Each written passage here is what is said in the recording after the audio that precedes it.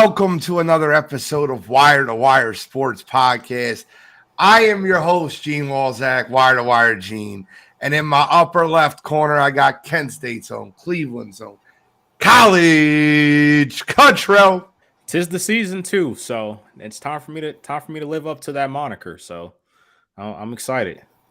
Listen, in the upper right corner, he's normally Uncle Shally.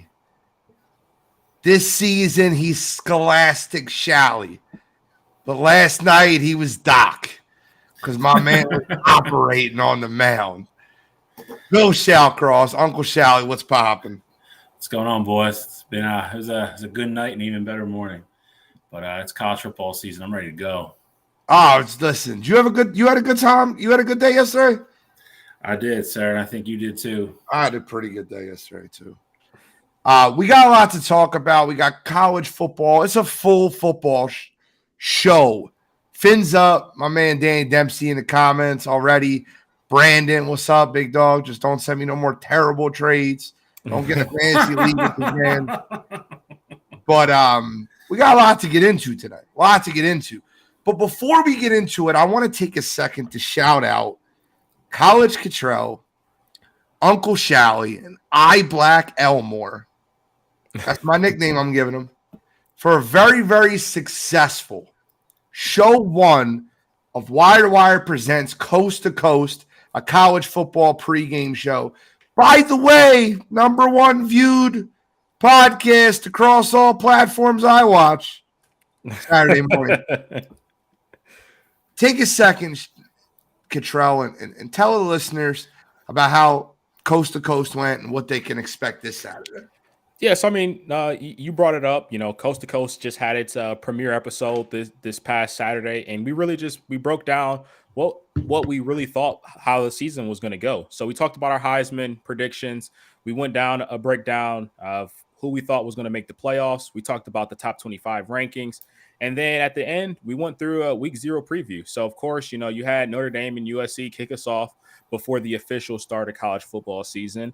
And, you know, of course, we go over those games. But a lot of those topics that we talked about yesterday are going to be a staple for us. So we're going to give you picks a little bit more in depth than, you know, what we do on this show specifically. So, of course, you know, we still do. We're going to have our pick 'em here, things like that. But we'll talk about, you know, a couple other games, maybe some unranked matchups that guys might be starting to look forward to if you're really into college football. So definitely will be fun. We'll highlight the committee's top 25 pretty much every week, you know, and then once the season really gets going, we'll start to talk more about Heisman's pretty much, you know, every week, you know, who's up, who's down, things like that. So if you love college football and you want to wake up Saturday morning, get your insight, you know, want to learn how you can make some money on some games that nobody's talking about, you know, feel free to tune in to Coast to Coast. What I felt like when I watched that show, like when I listen to Wire2Wire, it's for the guy that likes college football. You know, it's like an appetizer to Sunday football. It's like when we listen to Wire2Wire, you're talking about the top 25 matchups, the biggest matchups in the country. That's for your casual college football fan.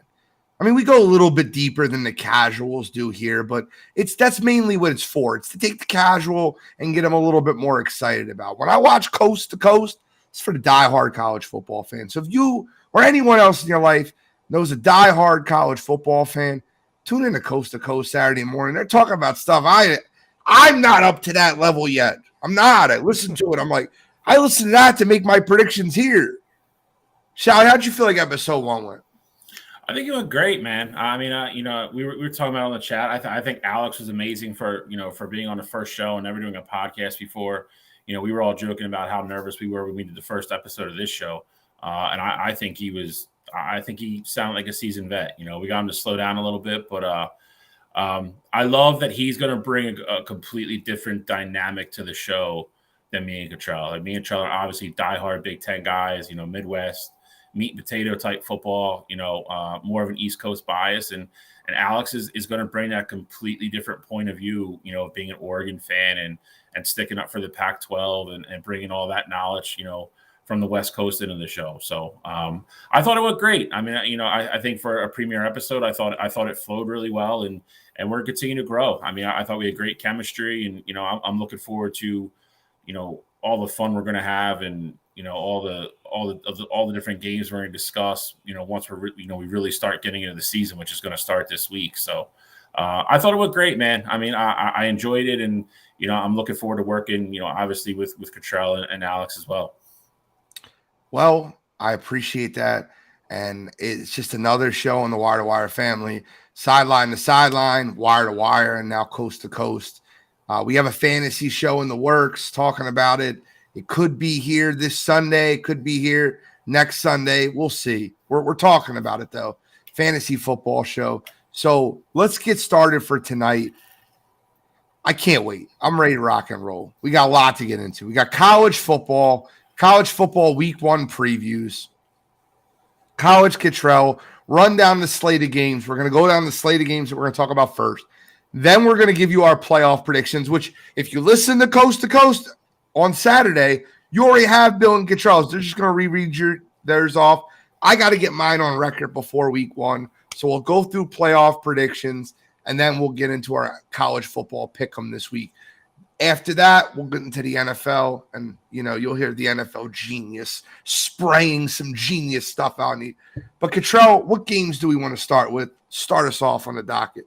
So, I mean, we'll start off with the game that really starts us off. I think that the first game we need to talk about, you got Florida against Utah. Utah's ranked 14th right now in the country. And, normally they would have their starting quarterback back this year in Cam Rising, but all the reports are basically saying that he's pretty much doubtful for tomorrow night because he's still coming off of that ACL surgery recovery. So this will be a fun matchup. Utah is still favorite, even though everyone in the country knows that Cam Rising's not playing tomorrow. So this is one we got to talk about. Okay, so I'll give you my pick first because I don't want to feel like I'm following the college guys on this one. I think that, if I'm not mistaken, I think I read this right. Big storms were down in Florida this week, and the Florida football team traveled to Dallas, Texas. They flew there to practice for a couple days. They're going back to the swamp. The game's in the swamp. I'm going Florida. The game's on the swamp. Where's the game Utah. at? Game's in Utah. They got out of Florida to make sure they could get out. So they got out early so they could still, like you said, get to Dallas, practice a couple days, and not have to, stress out about, the weather situation at all. So they just took it out of the whole camaraderie of hanging out with each other in Dallas for a couple days. I'm going Florida in this game. I won't make it as one of my picks, but without Cam Rising, I think Utah's in trouble. I don't think they're nearly as good of a team as they are last year.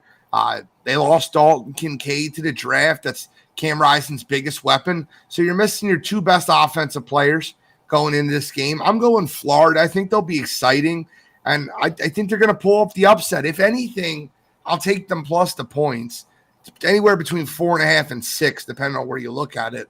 I like Florida in this game, not enough to pick it as one of my picks for Pick'em, but I'll take Florida to win this game outright at Utah.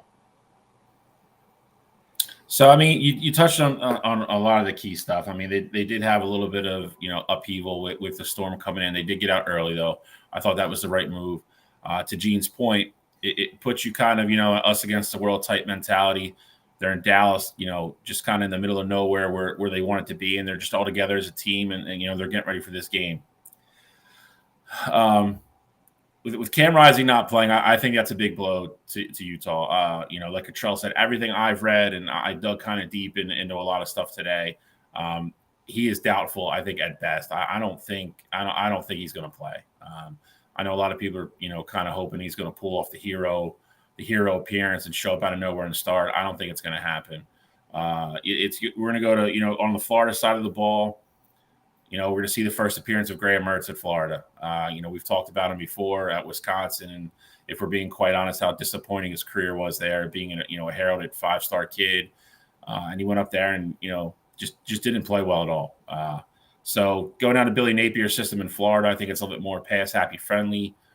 I think this has a chance to be a low scoring game, though. I don't know how well Florida's going to move the ball. Utah's defense is still very good. They're very good against the run, which is what I think Billy Napier is going to try to do first to open up the pass for Graham Mertz. I don't know how successful he's going to be. Utah is 25-1 in their last 26 home games in Salt Lake City. That is a crazy stat when you consider some of the teams that have gone in there and they've beaten. I am not going to make my pick right now because this is one of my picks for Pick'em. I'm going to hand it over to College Cottrell here, but I think you're in for a low-scoring, very tight football game. So, I mean, I think, just scratching the surface here. Obviously, Cam Rising being out is going to be a huge blow for that Utah team. I think the other thing that you got to really keep in mind here is that the two guys behind them, they have one start, between the two of them in their college careers. So, yes, I get it. Graham Mertz is going to be the new guy over at Florida, but Graham Mertz knows what it's like to play in games like this.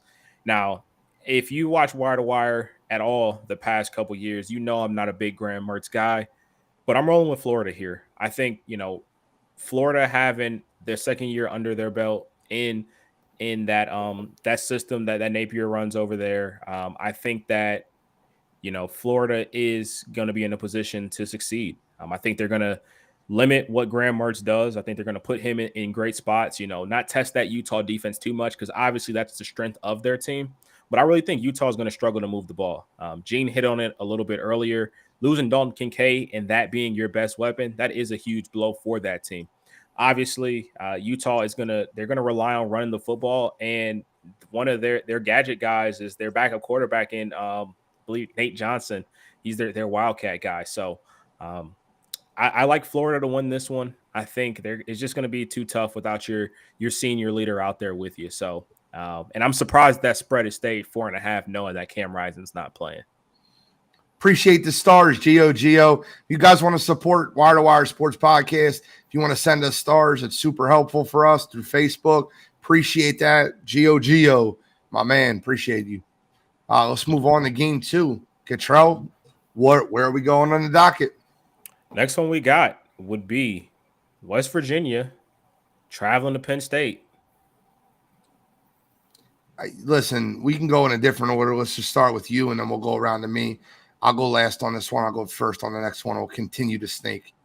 Okay, so this game for me, I understand that, this is going to be Drew Aller's first time really being in that starter position and handling the reins of that Penn State team. And I do understand, what Penn State lost. Obviously, Joey Porter Jr. is going to be a huge blow for them.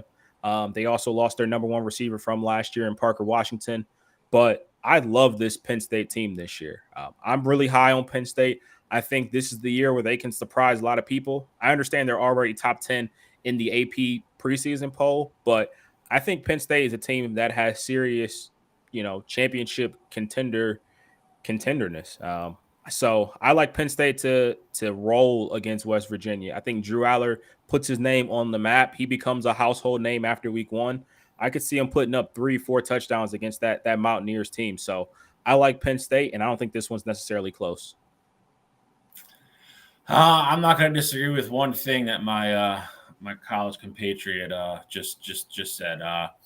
I think Penn State was very smart. West Virginia is not a slacky of a team by any means. Don't get me wrong, but they're in a little bit of a rebuild. They're not on Penn State's level. Penn State is a kind of the first group of outside looking in college football playoff contender this year. They have aspirations. They could win the Big Ten. They're a very good football team. I think Penn State was very smart to schedule this game at 7:30 at night.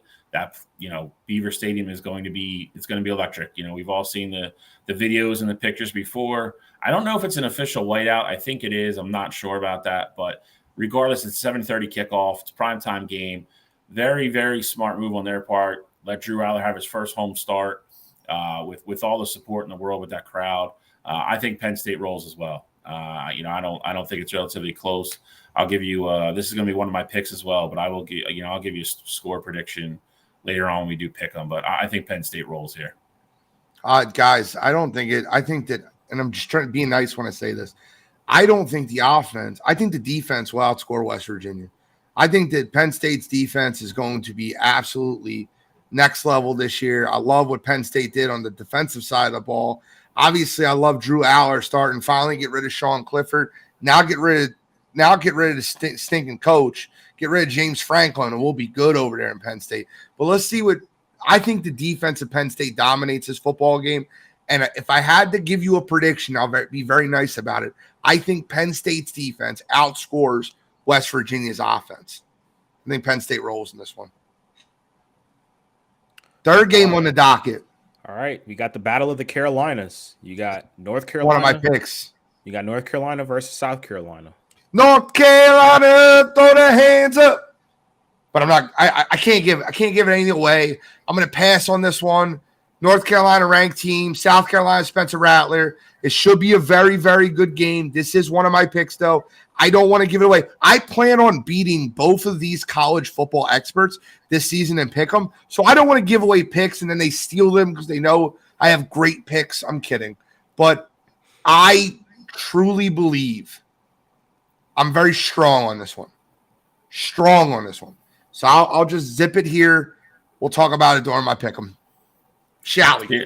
So you already mentioned, some of the headliners here. This is going to be the Drake May versus the Spencer Rattler battle. South Carolina versus North Carolina. They're going to play in Charlotte, so this is not on campus at UNC. They're going to play, the Carolina Panther Stadium in Charlotte. Going to be a little bit of a weird vibe with what happened in Chapel Hill this week with the teacher shooting and all that stuff. I'm curious to see how that. How focused everybody is and all that good stuff. But listen, this is a great matchup for both teams right off the bat.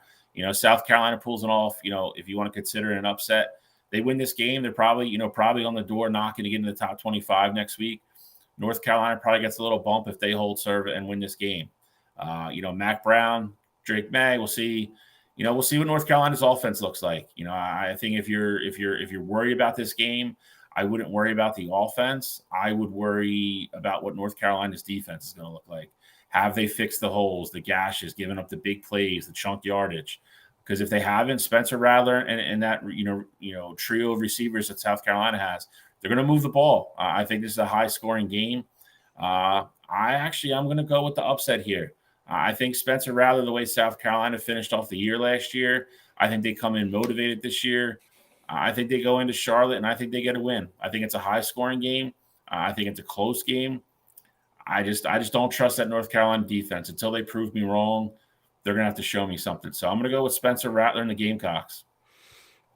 I think this game is very interesting. This is also going to be one of my picks as well, but just a kind of a little breakdown about how I saw this game is that last year South Carolina was one of the hottest teams in the country towards the end of the season. They bring back Spencer Rattler. The committee, well, not the committee, but the AP, they just didn't think that South Carolina was still going to be good enough to be a ranked team this year. And on the other side of the ball, North Carolina really stunk it up towards the end of the season. And the AP poll said, hey, you guys bring back Drake May, you bring back Mac Brown. We think you guys are going to rebound from, that showing that you had towards the end of last season. So I think it's interesting how, people in college football view these teams so differently when they had different endings to their year last year. And pretty much they're bringing back the same crew at least at the top. And I think it's also pretty telling that, people think that UNC is the favorite in this game. Now, with them being 2.5 point favorites, and it's not really a home game. Like Shally said, they're going to be in Charlotte, and South Carolina, that's going to probably be like an hour and a half drive for them, and then for UNC, it's going to be about the same. So this is going to be that's going to be a rocking stadium, and I think this is a great game to start off the college football season, to really get a feel for how serious either one of these teams are going to be. Before we get in that last game, just do me a favor. If you're listening right now, hit the like button 5-6 times for me. Let me see a like explosion. Give us a share. Try to blow this show up through the roof. So appreciate all you guys in the chat right now. So like, hit it hard. Let's go into the fourth game on the docket before we get into everything. Before we get into our college, I'm going to give my college football predictions. I'll tell you that.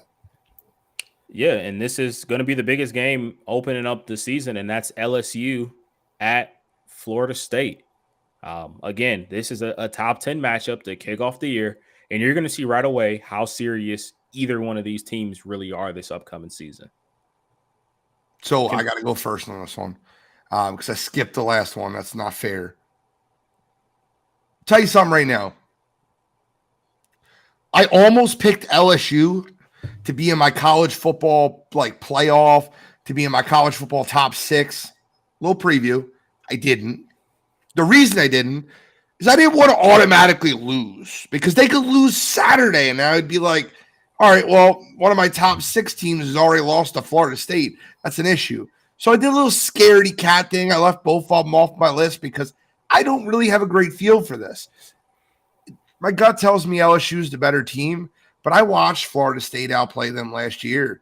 I watched that same game versus 50% of both teams that are coming back, probably more on one side, but you got most guys coming back, and when a team beats you, it sticks with you. So I'll go with LSU, but I don't feel very confident. Give me Jaden Daniels. Give me that dope coach, Brian Kelly. I'll go with LSU to beat Florida State, but I don't feel confident in it. Yeah, I mean, this is a mega matchup for week 1. Gene mentioned one thing. One of these teams, top 10 teams, are going to leave, Sunday night with a loss already. I would say the only thing that helps either one of them, whoever loses the game, it's not going to be a conference loss. So I think whoever loses, I don't think their season's dead. I think they both have ways back, obviously. If LSU can somehow, win the SEC West, I don't know if getting to the SEC championship game would probably be enough, because I don't think it is. And then obviously Florida State could easily run the table and win the ACC. Mentioned Jaden Daniels with the LSU. He's going to run the LSU offense. Another kind of neutral site game. This isn't in Tallahassee. They're actually playing this in Orlando at Camping World Stadium. It's going to be a biased, probably Florida State crowd. That stadium's a little bit bigger than Florida State, so they moved it there. LSU travels well, though, so it'll be, I don't think it's going to be a true home game for Florida State. Jordan Travis and Florida State, it was last year a little bit of a fluke at the end, or is that really who they are? Is that defense improving? And can they, I would say the biggest thing for me is, can they match the physicality of LSU?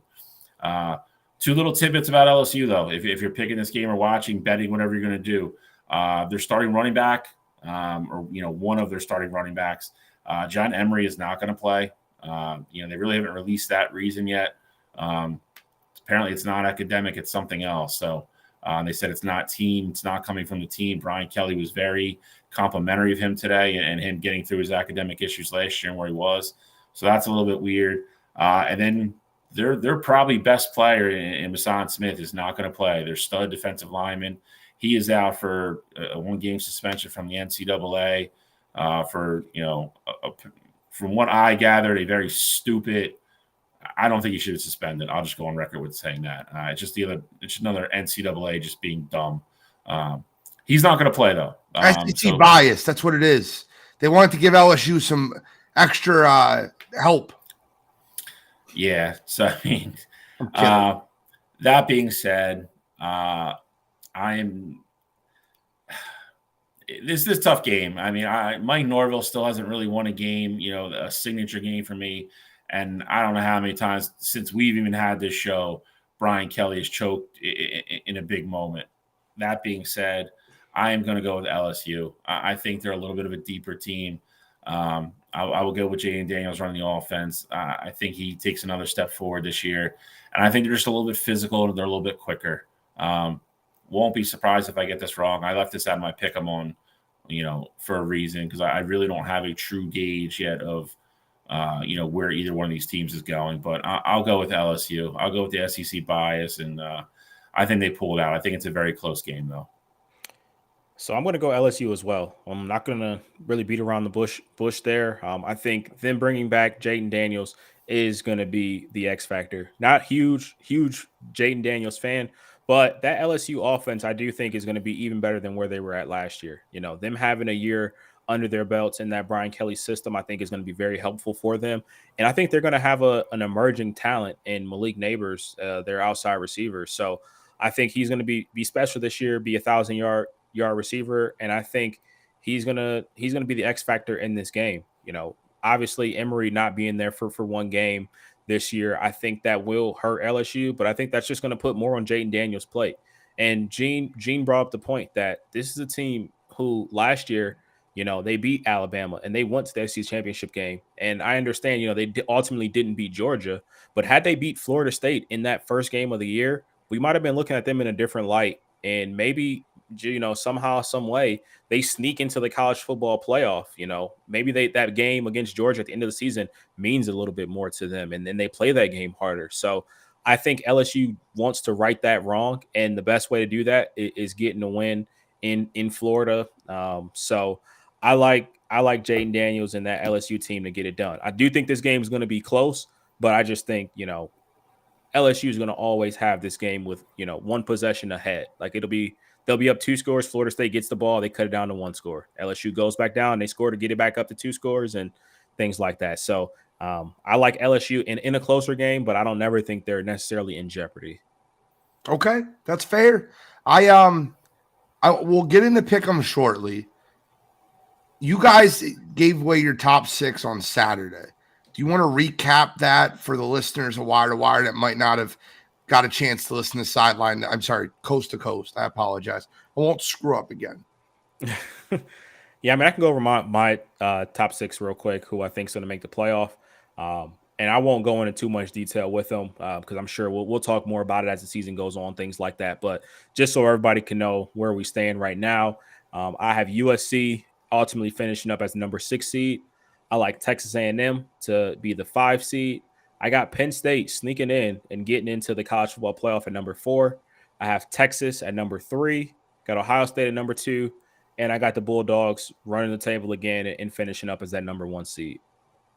I just want to remind all the listeners at home that he does not have Michigan on his list. He has the top 6 with no Michigan. And I think that might be a little hate in the blood.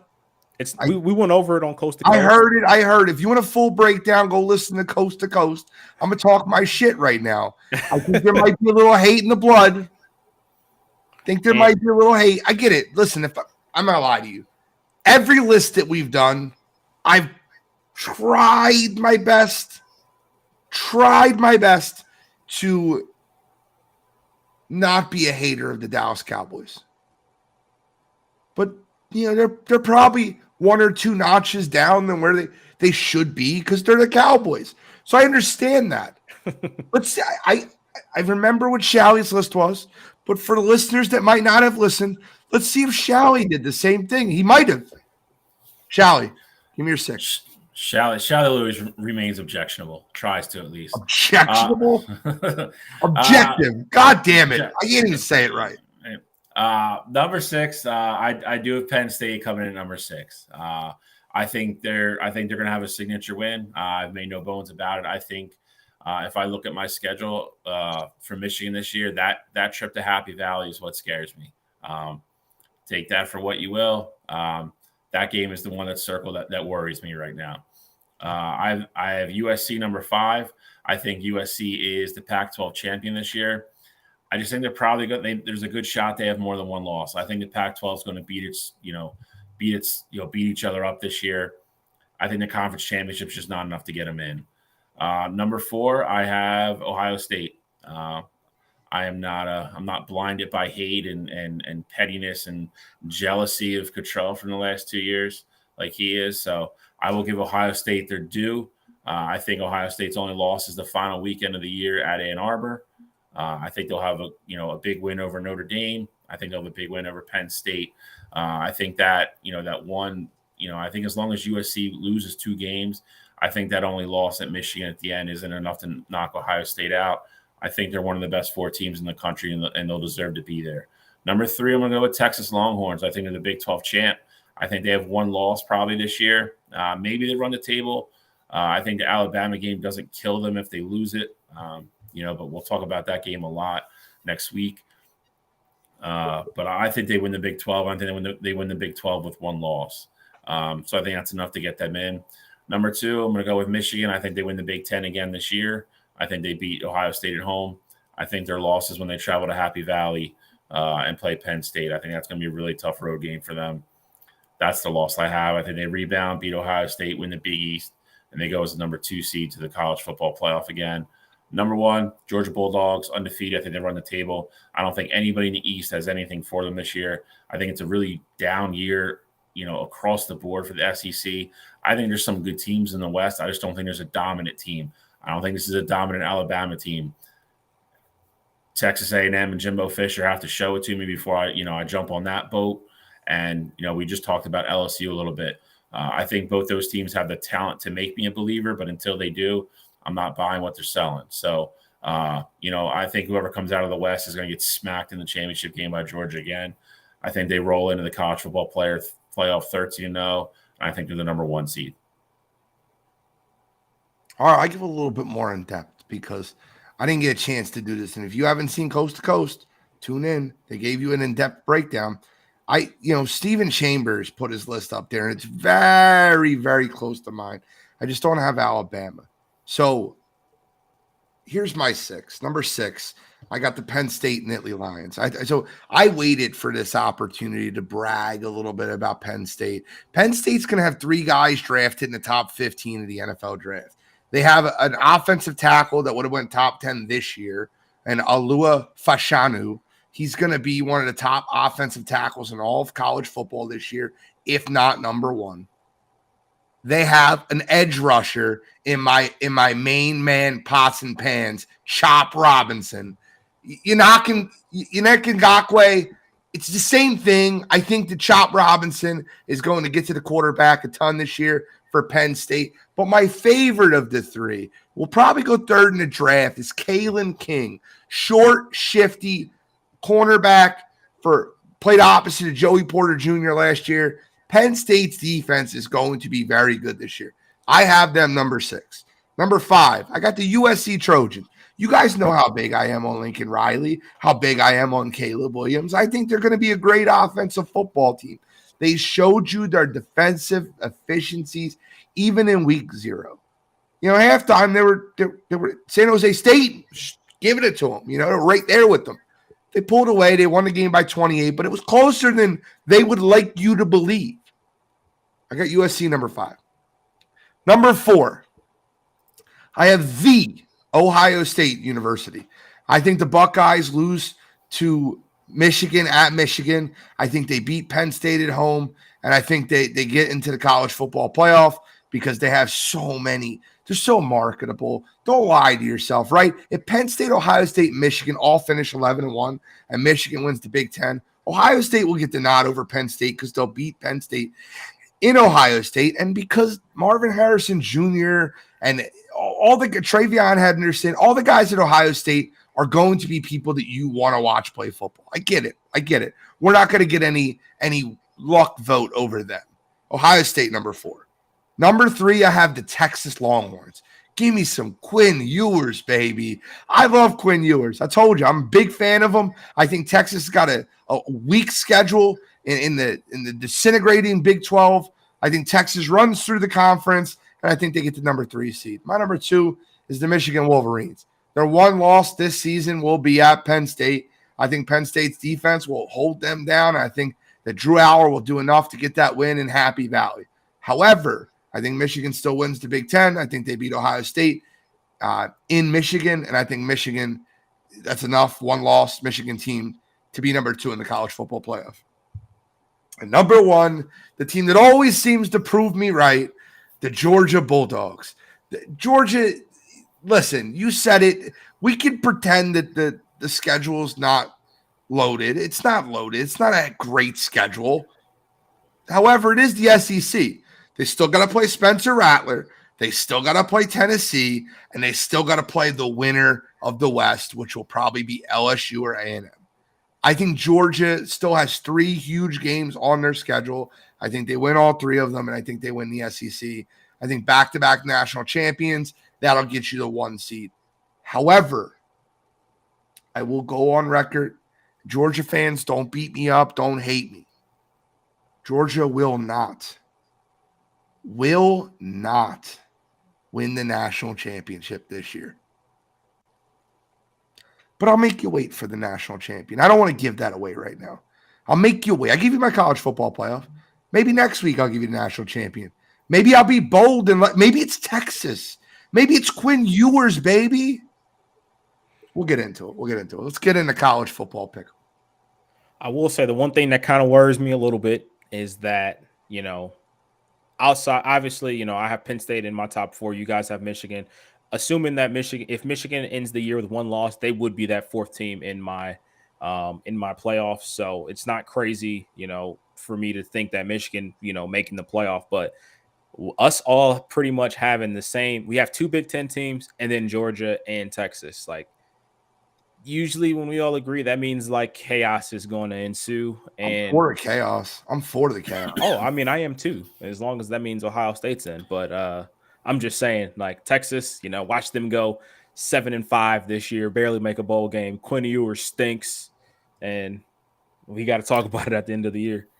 The one thing that I would say would be interesting that I slightly disagree with Gene on, I think if it all plays out this way and Michigan does win the Big Ten, I think at that point you would argue that Penn State would have the better loss than Ohio State would.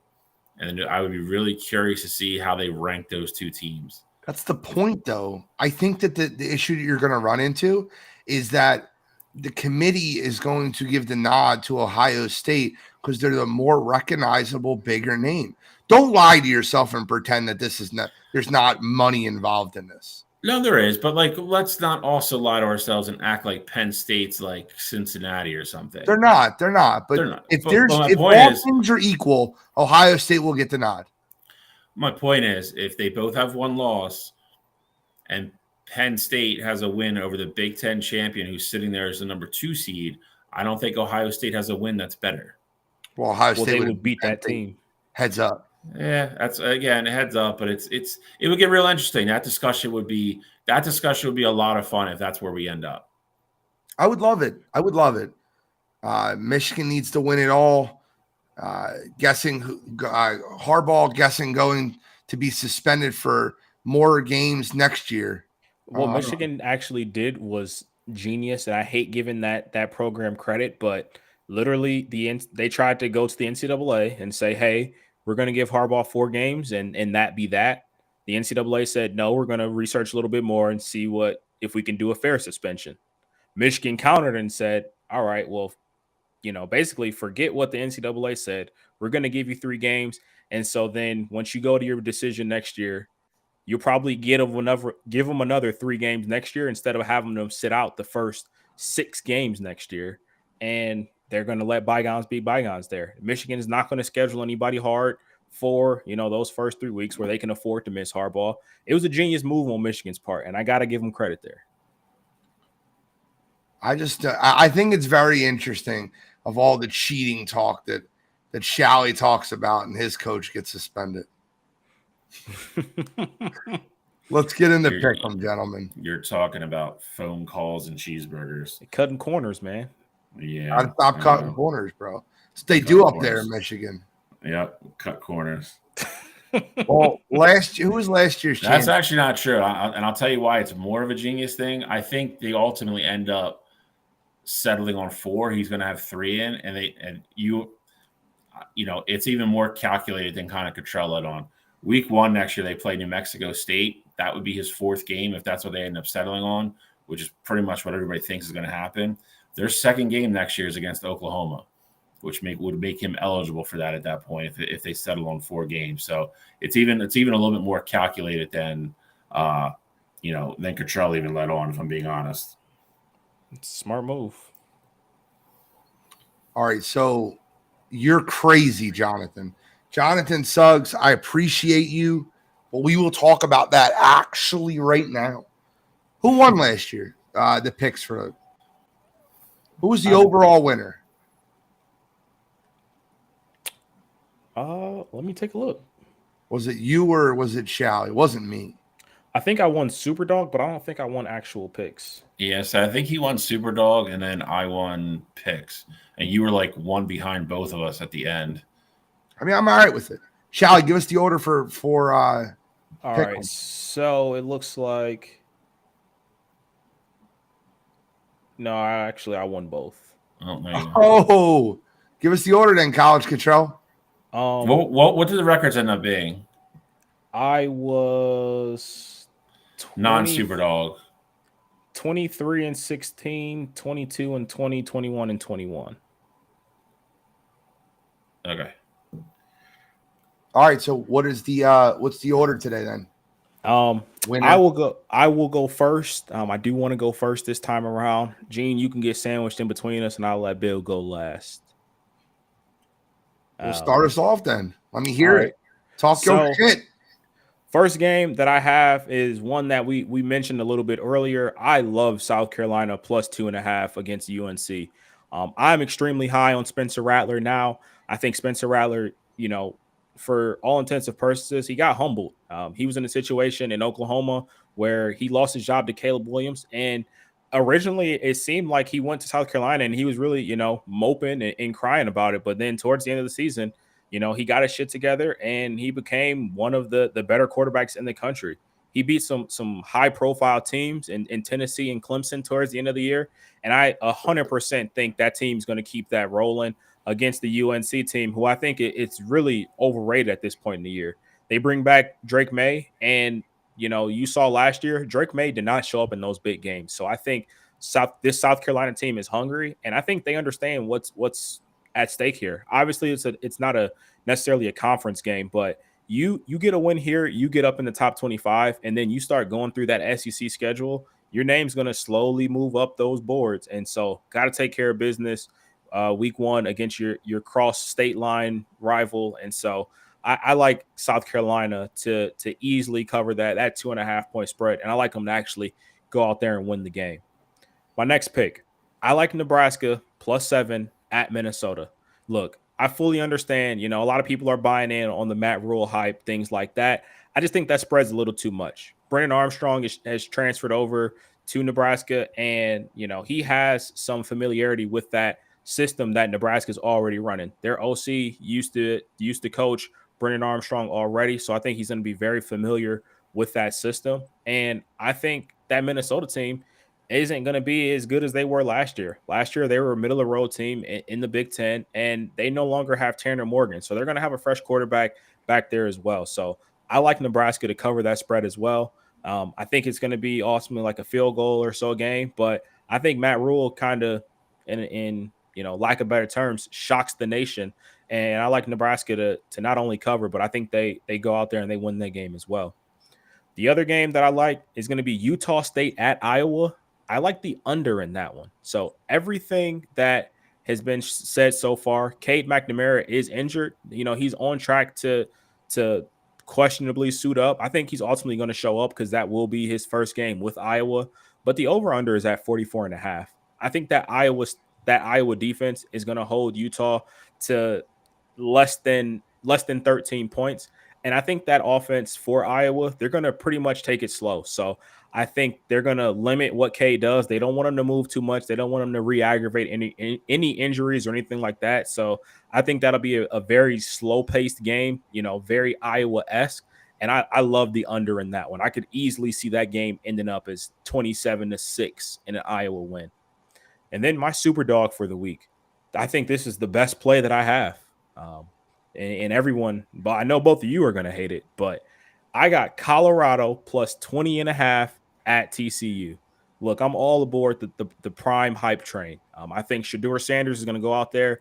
His first game at the FBS level, I think he's going to show out. They got two studs at the cornerback position, and TCU is going to have to adjust to losing their Heisman finalist quarterback in Max Duggan. They lost their number one running back in Kendre Miller, and they lost their number one receiver in Quentin Johnston. So I think it's going to be a lot of, figuring out things for TCU. Obviously, it's going to be the same for Colorado as well, but I actually think this is going to be a close game, and I think this is going to snag me at least 10 points this week in Superdog. Well, I don't hate it, and I'll tell you why. Get you in a minute. Here are my picks. I got Iowa minus 23.5 over Utah State. Forget the under. Iowa's going to blow them out of the water. Utah State got beat 55-0 last year by Bama. Get out of here. Iowa's going to defensively smother them. I think that Iowa scores 35. I think Utah State scores 3. Give me Iowa minus 23.5 over Utah State. I like them huge. Next on the agenda, I'm gonna copy my friend College Cottrell Anytime you're following college control, you're probably in good spirits. I'll take Spencer Rattler and the Gamecocks plus 2.5 over UNC. They're going to win the game outright. Money line. Book it. I'll take South Carolina over UNC. Third one. This is an easy one. John, just throw this one up there real quick. Biggest upset. For some reason, I got Boise State over Washington. I got Washington minus 30 over Boise State. I think they kicked their ass. I think Washington competes for a Pac-12 title this year. I'll take a minus 14.5. I think they destroy Boise State. I don't think that game's even close. Give me Washington over Boise State minus the 14.5. And for my super dog, look, if I'm going to drive to Ohio to deliver a cheesesteak, I'm at least going to pick up some super dog points. Give me Colorado plus 20.5 versus TCU. I think TCU is not going to be that good this year. I really don't. I think they're overhyped, overranked. I think the fact that you're going to see how bad Colorado's record was last year, you're going to see TCU was in the national championship, and a lot of public money is going to back them. I'll be on the other side. Give me Colorado. I think they'll keep it close. I think they lose. I'll take Colorado, though. That's my picks. I'm going to beat you guys this year in college football. It won't just be NFL. I'm going to beat you guys in both. All right, I'm going to go over the first two really quick because we already talked about them. I got Penn State minus 20.5 at home against West Virginia. I think they blow them out. I think it probably gets really ugly, midway through the second half. Probably the starters probably get yanked, call off the dogs type thing. I think Drew Aller in that offense, Nick Singleton, all those boys, I think they roll Saturday night against West Virginia. I'll take Penn State minus 20.5. I have Florida plus 4.5 at Utah. I think there's a good shot they win the game outright, but I'll take the 4.5 on the road. Salt Lake City is not an easy place to play. Weather shouldn't be an issue in that game, though. If this was in November or something like that, I would like Utah a lot more. They're most likely, I would say 95% not going to have Cam Rising playing in this game. So I think Florida, Graham Mertz, that running game, I think they get enough, they do enough to get the job done. I think they go into Utah and pick up a big road W to start the game or start the season, I'll take Florida plus 4.5. My last game, I'm going to go Clemson minus 12.5 at Duke. I think this is kind of a statement game for Dabo and the boys. They're kind of flying under the radar this year. We haven't really mentioned them at all, for a serious, college football prediction or anything like that. That being said, I think, I think they're going to have a good year. I think Will Shipley is going to have a monster season. Has an outside chance to probably hit the Heisman board.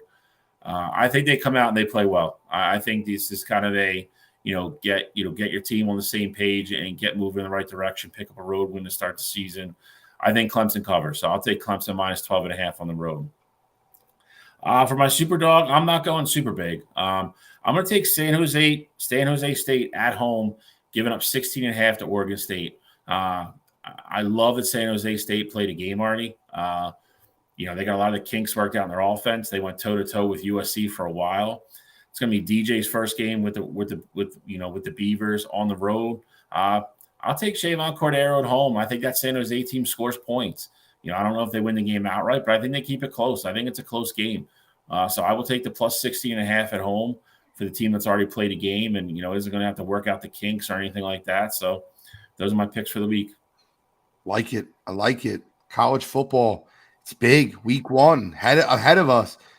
So for the next thing we're going to get into is NFL. NFL is going to be, we're going to give our top 10 power rankings, but we're going to do it in a different style. Normally each week when we get on here and we give our top 10 list, it goes snake. For power rankings, that doesn't make sense, right? We're going to go list by list by list.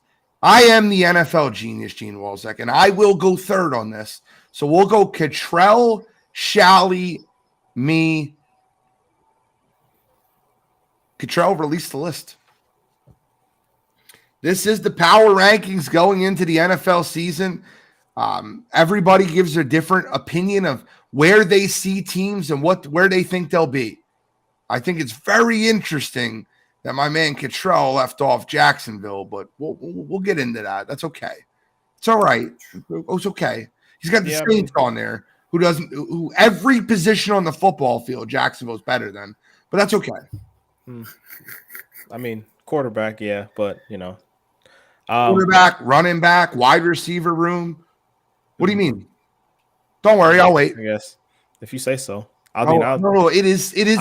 I can put Olave. I'll take Olave over everybody in Jacksonville. You're taking Olave over Ridley? I am. Yeah. You're buying the hype too much, dude. I'm not. I'm not. I think Olave is going to have a better year than what really has.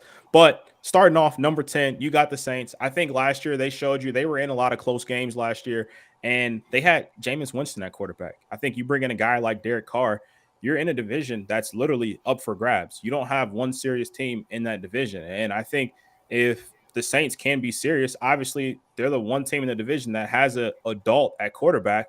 I think there's a possibility that they can sweep that division. Now, obviously, everything won't go chalk. They're going to lose a game they're not supposed to, things like that. But I just think talent-wise, and them being in such a terrible division, and they have Baker Mayfield, Bryce Young, Desmond Ridder. Bryce Young being the rookie, we all think Desmond Ridder stinks, and I think Baker Mayfield has shown you who he is, and he's going to turn the ball over. So I think the Saints are in a good spot right now, and I think they get healthy this year. Marshawn Lattimore missed a lot of games last year. Cam Jordan missed some games last year, and you can hate him all you want to, but Michael Thomas is back. So them being a two receiver tandem with Thomas and Olave, that's gonna make that Saints team better this year, and I think the Saints are ultimately going to end up as like an 11-6 team and win that division. Number 9, I got the Dolphins. I think talent-wise, Dolphins are up there with pretty much anybody across the board. Obviously, they have a lot of question marks at quarterback. Regardless of how you feel about Tua, his health is going to be the big thing about this team this year. Is he going to stay healthy? Is he going to be on the field? And when it matters the most, why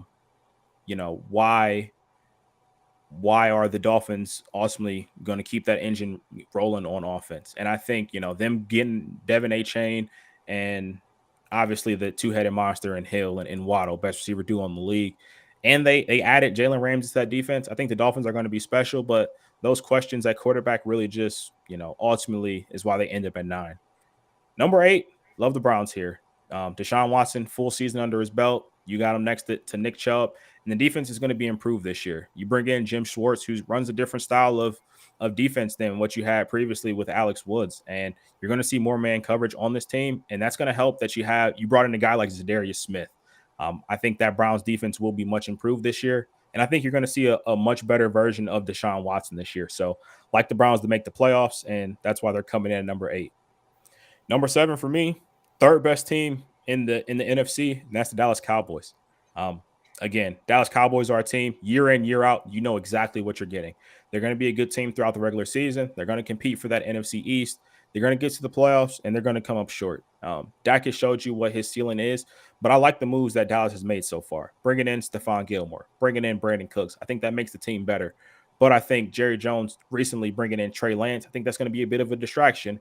And every time you see Dak Prescott have a bad game or throw an interception, you're going to hear that Dallas crowd slowly start to turn and scream for Trey Lance's name. So I think the Cowboys have a good roster, but at the end of the day, I don't think they're going to be in serious championship, contention. I think the top 2 teams in the East, in the NFC, are the top 2 teams. And I don't necessarily think it's close.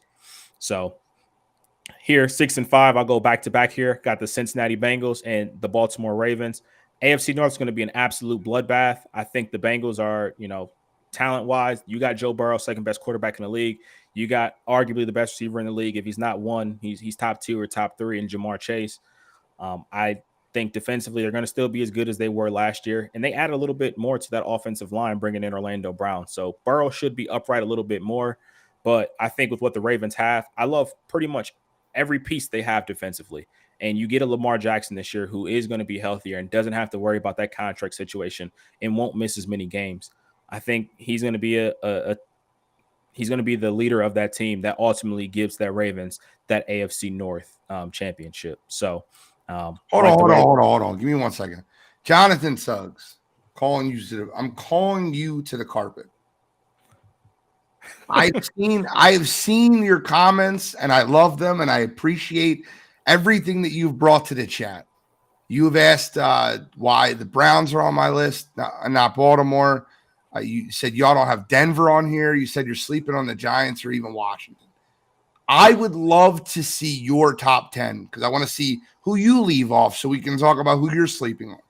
Nothing against you. I just want to see it. What would your top 10 power rankings be going into this season? Listen, and Nick, I promise you, Nick Solvini, I promise you I will get into the 49ers and why I have them where I have them. We don't hate the 40. They don't hate the 49ers.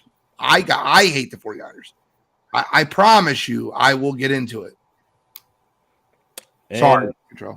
No, you're good. My top 4, I think, are going to be ultimately who represents you in the AFC and NFC championship games, respectively. The Jets at number 4, their defense last year was absolutely incredible. The only reason they didn't make the playoffs last year is because they didn't have a quarterback to ultimately get them there. You bring in a guy like Aaron Rodgers and you bring in his former OC Nathaniel Hackett with the talent they have there offensively, adding in a guy like Dalvin Cook, bringing back Breece Hall. I think the Jets are going to be in for a big run this year. And I think Aaron Rodgers is going to be a big part of that. Number 3, I got the team that, lost the NFC Championship game last year in the San Francisco 49ers. I think they just have all the talent in the world. They bring back pretty much everybody defensively, and then they add Javon Hargrave. I don't know how you can not have the 49ers in high regard. And even if you look at Gene's list, I understand that he has them down there at 9, but regardless of how you look at them, they're a top 3 team in the NFC, any way you slice it. And so I think I have the number 3 in the NFC. Exactly. That's what I'm saying. Regardless of how you view them in terms of the whole league, they're going to be there in the NFC, when it's all said and done, and be one of those teams contending for that NFC championship. So I love the Niners here. Obviously, you're going to have question marks about Brock Purdy, but I think that defense is just too good, and I don't care what they have. As long as he can hand the ball off to Christian McCaffrey and, he can throw screens to Deebo Samuel, then I 100% understand the Niners being a top 3 team in the league. Number 2 team for me is probably, position by position, talent wise, the best team in the NFL, and that's the Philadelphia Eagles. Loved what they did in the draft. Loved what they did in the free agency for the draft, getting Eli Ricks. Loved Keely Ringo late. You got Nolan Smith. You got Jalen Carter. Like, I love everything that the Eagles did this offseason. They lost 2 of their coordinators, which I think it will hurt them earlier on this year, but that Eagles team is too talented to not have success. So love them sliding in number 2. Number 1 for me, if you look at their roster, they're not even probably in the top 5, but they got the man that leads it all, and that's Patrick Mahomes. And when you have a talent like that, you have to be high in the rankings. And I think he's the guy that puts you above everybody else, because when he's on your team, you have a legit chance to go out there and win a Super Bowl. He lost his number 1 weapon last year in Tyreek Hill, and then he went out there and captured a Super Bowl. So I love the Chiefs being that number 1 team, and they're going to have the target on their backs. By the way, Jonathan, I think we have like almost the same top 10 teams. So we're not I guess you're sleeping on those same teams you posted. Ravens 9, I get it. I'll get into the Ravens in a minute. I got you guys. Oh, Derek Dempsey.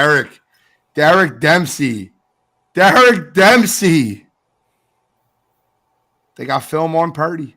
Sam will be the starter in 6 games in. Derek Dempsey coming through with the fire. I wish we had the fire emoji. Just put it up on the screen. Cottrell, you think that you have the power rankings, you have the Chiefs number 1 because they won the Super Bowl, or do you think they're still the better team? I mean, and as long as Patrick Mahomes is going to be QB1 over there, I just think that I'm never going to go into a game saying that he's going to lose it.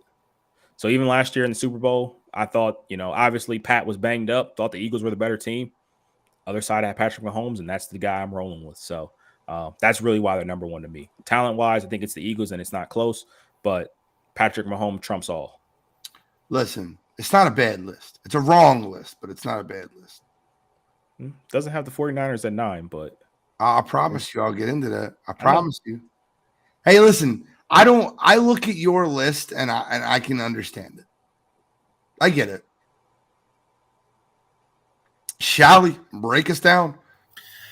All right, so I'm going to start number 10 with Baltimore. I think they're one of the wild cards out of the AFC, AFC North. I do agree with Cottrell. I think that division is going to be an absolute bloodbath. It's going to be a black and blue, knock them down, just beating the hell out of each other division all year long. Lamar Jackson, they went out and got him weapons. Drafted Zay Flowers. You got OBJ, J.K. Dobbins, who I've been a fan of since Baltimore drafted him. Hopefully he can stay healthy and stay on the field for 17 weeks this year. Lamar got his money. It's time for him to show up and play and earn it now. There's no more distractions. There's no more excuses. He's got weapons everywhere. You got Roquan Smith signed long-term on the defense. Big Kyle Hamilton guy. He's going to be another year learned into that defense. I love everything about Baltimore. I think they, if it wasn't for, one of the other teams on this list, I think they would win that division. But I think they make the playoffs, and I think they're very tough out in the playoffs. Granted, this is week one. This is all going to change for all of us, I think, throughout the season. But coming into the season, I have them number 10. I think they're a top 10 team. Number 9, I got Miami Dolphins. Cottrell touched on the most important part of this whole thing. Tua's got to stay on the field. He's got to stay upright. And he's got to stay out of concussion protocol. If he does that and has a decent year with the weapons they have on offense, and Jalen Waddle and Tyreek Hill, they're going to be explosive. Bradley Chubb and Jalen Ramsey signed, Xavier Howard, all those guys. They've one of the best rosters in football. Can they put it all together? That's going to be the big thing for them. They are playing also in a very tough division. So it's going to be a grueling year for them as well. But I think the Dolphins ultimately make the playoffs as well. So I have them number 9. Number 8, the top, team of, well, maybe not the team, but the quarterback of much debate last week, which was fun. But I'm happy to see that, Gene put him on the list. So Cottrell did not. So I think, that's a little crazy. That's probably the second biggest omission on his list. But it's put up or shut up time for Justin Herbert as well. They're starting off fresh. They have everybody healthy on both sides of the ball. Again, another top, if you go strictly on paper, another top 5 or 6 roster probably in the NFL. Good offensive line, great quarterback, weapons everywhere around. Added Quentin Johnson, who's another big target. Got a great running back. Defensively, J.C. Jackson, all those guys should be healthy this year. No more excuses for the Chargers. They're playing a division that's, I don't want to say it's going to be tough. Denver's going to be better this year. Obviously, the Chiefs are the Chiefs. The Raiders are going to be terrible. That should be 2 wins for them easily this year. Got to make the playoffs and win a game and make some type of run.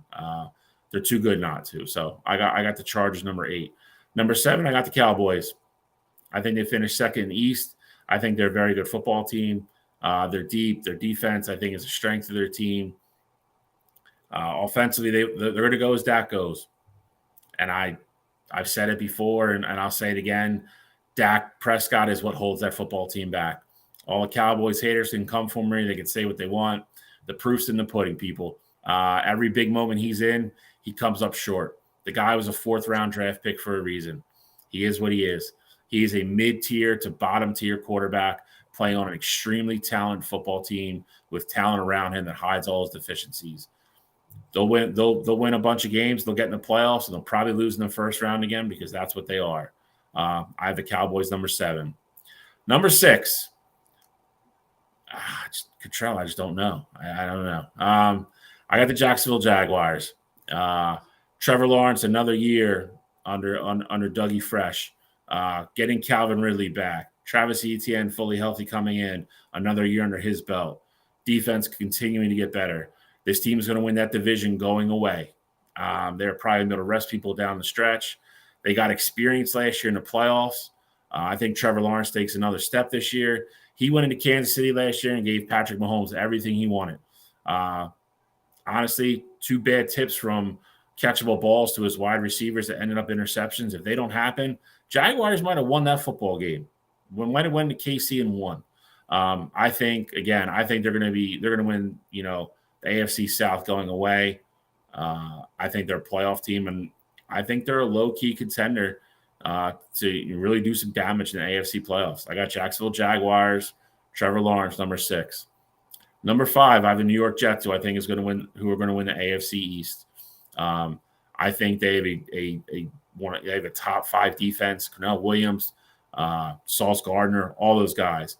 And now they got a quarterback that could throw the ball. That's not going to turn it over. That's going to routinely be able to move the ball up and down the field, keep that defense fresh. They're going to win a lot of football games this year. If you're watching Hard Knocks, pay attention. Garrett Wilson's going to be special. Again, I'm not the biggest Aaron Rodgers guy in the world. I don't deny what he does on the football field, though. The man's great. He's one of the best to ever do it. If that guy says you're special, I mean, that's the one word he uses to describe you. I think the Jets are primed for a huge year this year. I think they win the AFC East. I think they might make the AFC Championship game. I think they're an out. I think they're the 3rd team in the AFC for me. 4th, I have the 49ers. Cottrell mentioned the biggest point for me. I think on paper they have a top 3 roster in football.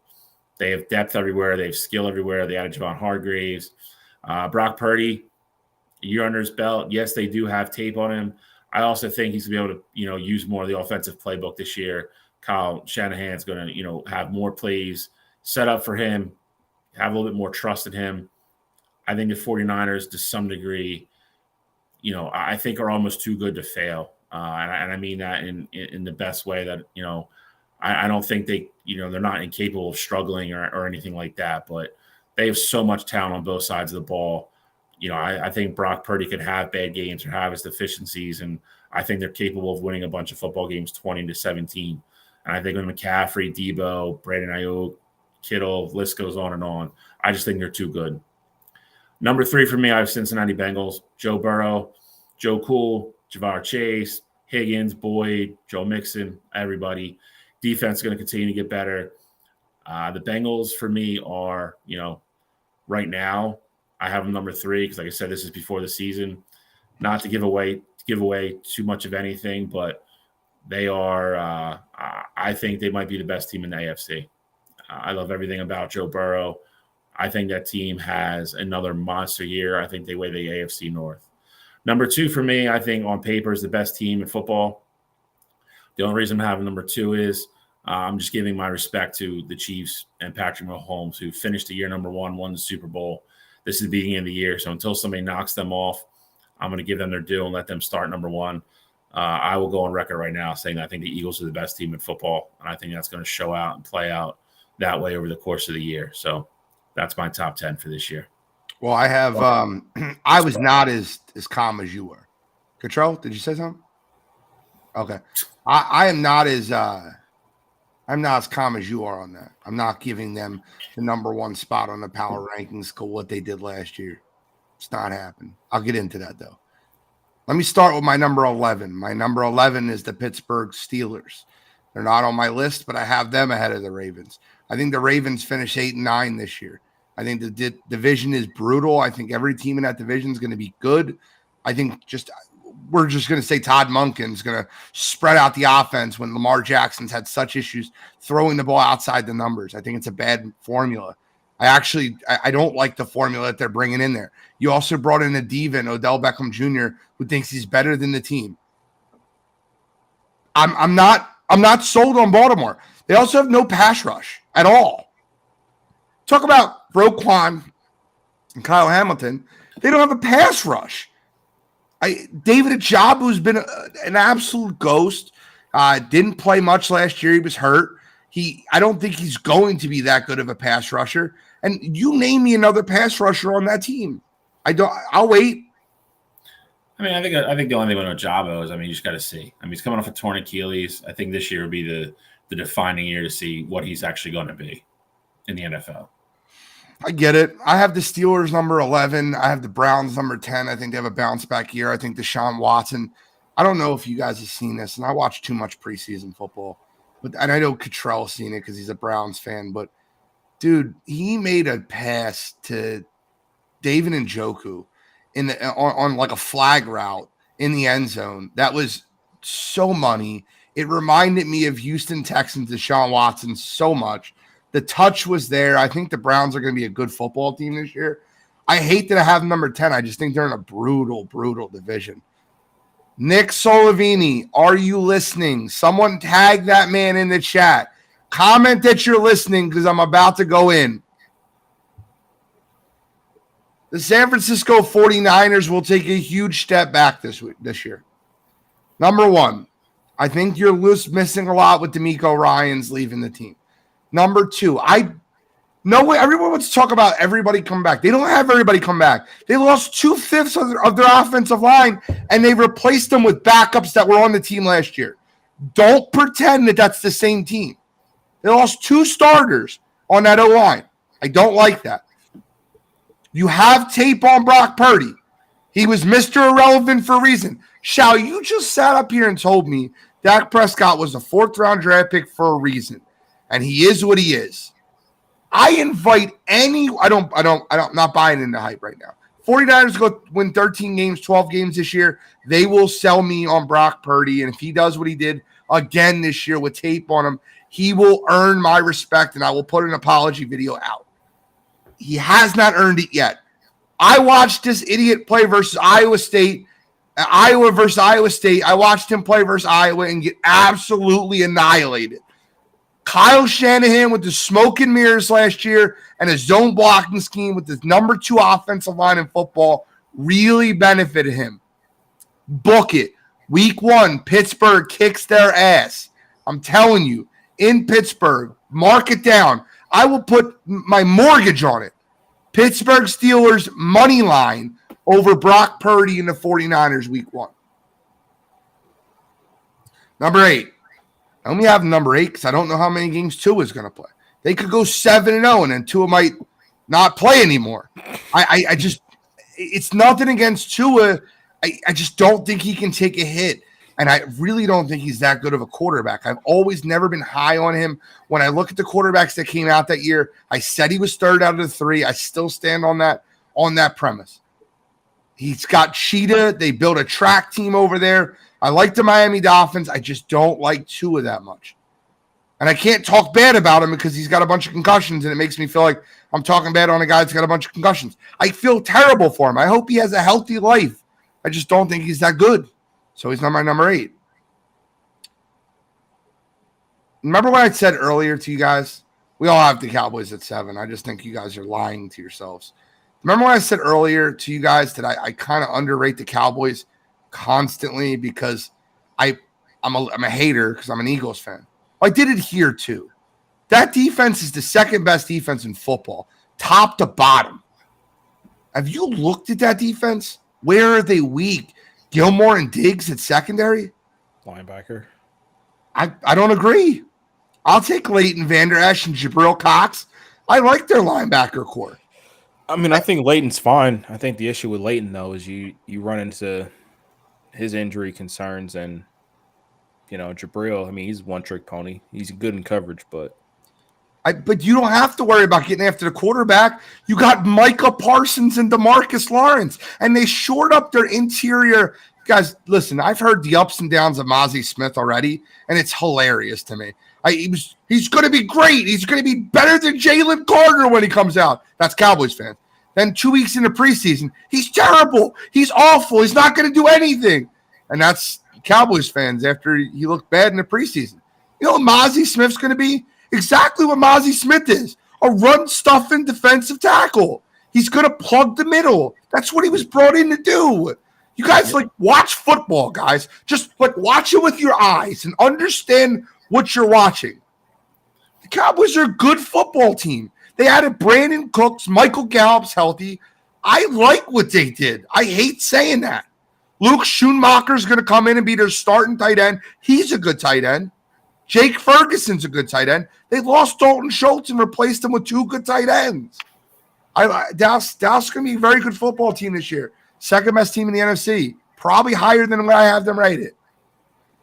Number 6, I got the Chargers. They have to be better. They have to be better. Kellen Moore's got to have that offense looking better. You have Justin Herbert, 3 elite wide receivers, an elite pass-catching running back, an elite offensive line, an elite defense with a defensive head coach.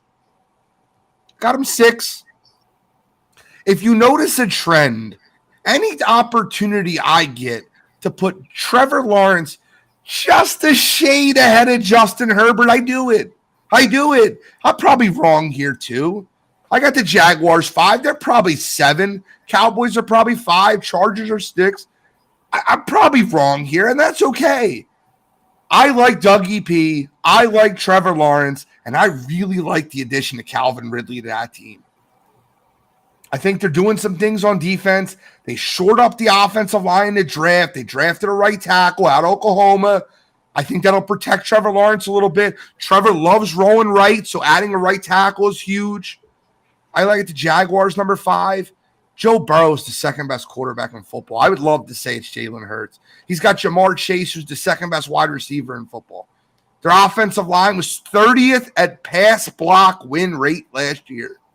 Yes, I stole that chat. Yes, I stole that stat from you, Richard Sherman. Thank you. I think the Bengals' offensive line gets better this year. I think they play better as a whole. I think the Bengals, just in a brutal division. My number 3, I'm a lot higher on them than most people. It looks like Cottrell and Shalley are up there with me too. I like the New York Jets. I think they play in the AFC Championship game. I do. I think the Jets are going to be great this year. Aaron Rodgers can spin a ball and put it anywhere you want. And the one thing that he can avoid is a bad offensive line because he's great at understanding coverage and getting the ball out quick. Guy spins it well. Garrett Wilson's going to have a great year. I think he'll be the second best wide receiver in football. I like the Jets at number 3. Number 2, I got the Kansas City Chiefs for one reason and one reason only. It's Patrick Mahomes. Guys, when you look at the Kansas City Chiefs, this is what drives me nuts. Great quarterback can make up for a lot of different things. If you took the weapons and put them in, are they top 10 in weapons in football? No. Top 10 in weapons. That means running back, wide receiver, tight end. Yeah, Kelsey's the best tight end in football. But overall weapons, are they top 10? No. Are they top 10 defense? No. They just had the best quarterback on the planet. And I believe that Jalen Hurts, who outplayed Patrick Mahomes in the Super Bowl, I believe Jalen Hurts and the Philadelphia Eagles will be the best team in football. I think they will struggle early, getting used to a new offensive system without Shane Steichen. But I think the Philadelphia Eagles will be the best team in football. They are complete. When a team is cutting players that should 100% make an NFL roster, that means they have 53 good players. The Philadelphia Eagles are great, man. Nolan Smith, you replace, and I'll say this again. I said it last week. I'll say it again. Javon Hargrave was replaced by a better version of Javon Hargrave. Jalen Carter is going to make the Eagles forget Javon Hargrave was even a name. This guy is an animal. Could be second best defensive player in the draft behind Will Anderson Jr. The Philadelphia Eagles are going to win the Super Bowl this year. You heard it here. I got the Birds, the best team in football, top to bottom. Best offensive line, second best receiving core, third best quarterback, and the best defense in football, top to bottom. Give me the Eagles. I'll take the Eagles number 1. I'm not waiting until week 2. I'm not waiting until week 4 until somebody unseeds the champion. We lost, right? We lost. In Glendale, Arizona, we lost. 2023 is a different season. We all start the season at 0-0. I'm just hung up on the fact that you said Jalen Hurts outplayed Mahomes in the Super Bowl. He did. In your mind, I guess. In anybody's mind, he did. I don't know how you can confidently say that.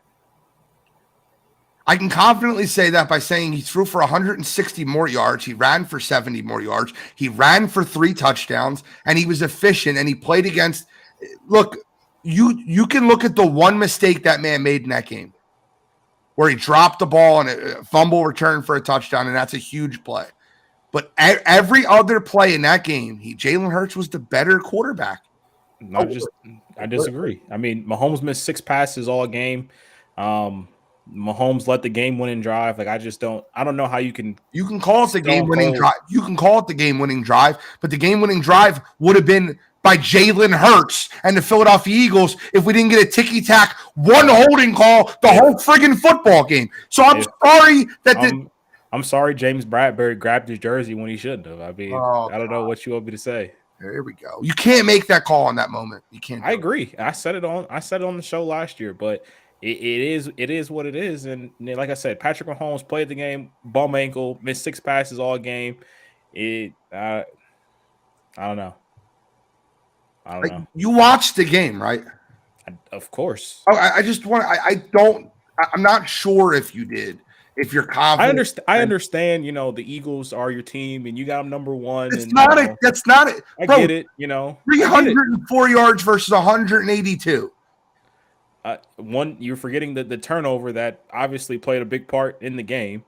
I'm just saying, Mahomes played mistake-free football. Like I said, he missed 6 passes in the game, and I get it. Numbers wise, he wasn't there with Jalen. But let's look at QBR. Let's just look at quarterback rating in general. Okay. QBR, because of the turnover, 100% Patrick Mahomes is going to have higher because of the turnover. I get it. He threw for 182 yards on 21 complete passes. Jalen Hurts completed 27 passes and threw for 304.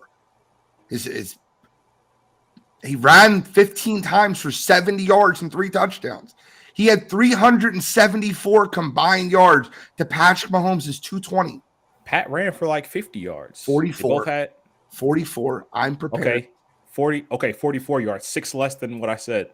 182 and 44 versus 304. No turnovers, 70. 6 incompletions, 3 touchdowns, 1.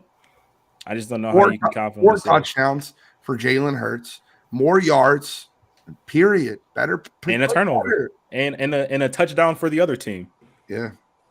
So 4 and touchdowns then. Nick, I see Nick just join back in the chat. He might have walked away. Let me just say it again. Brock Purdy will get exposed this year by losing 2/5 of his offensive line.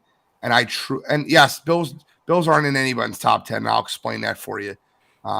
That's easy.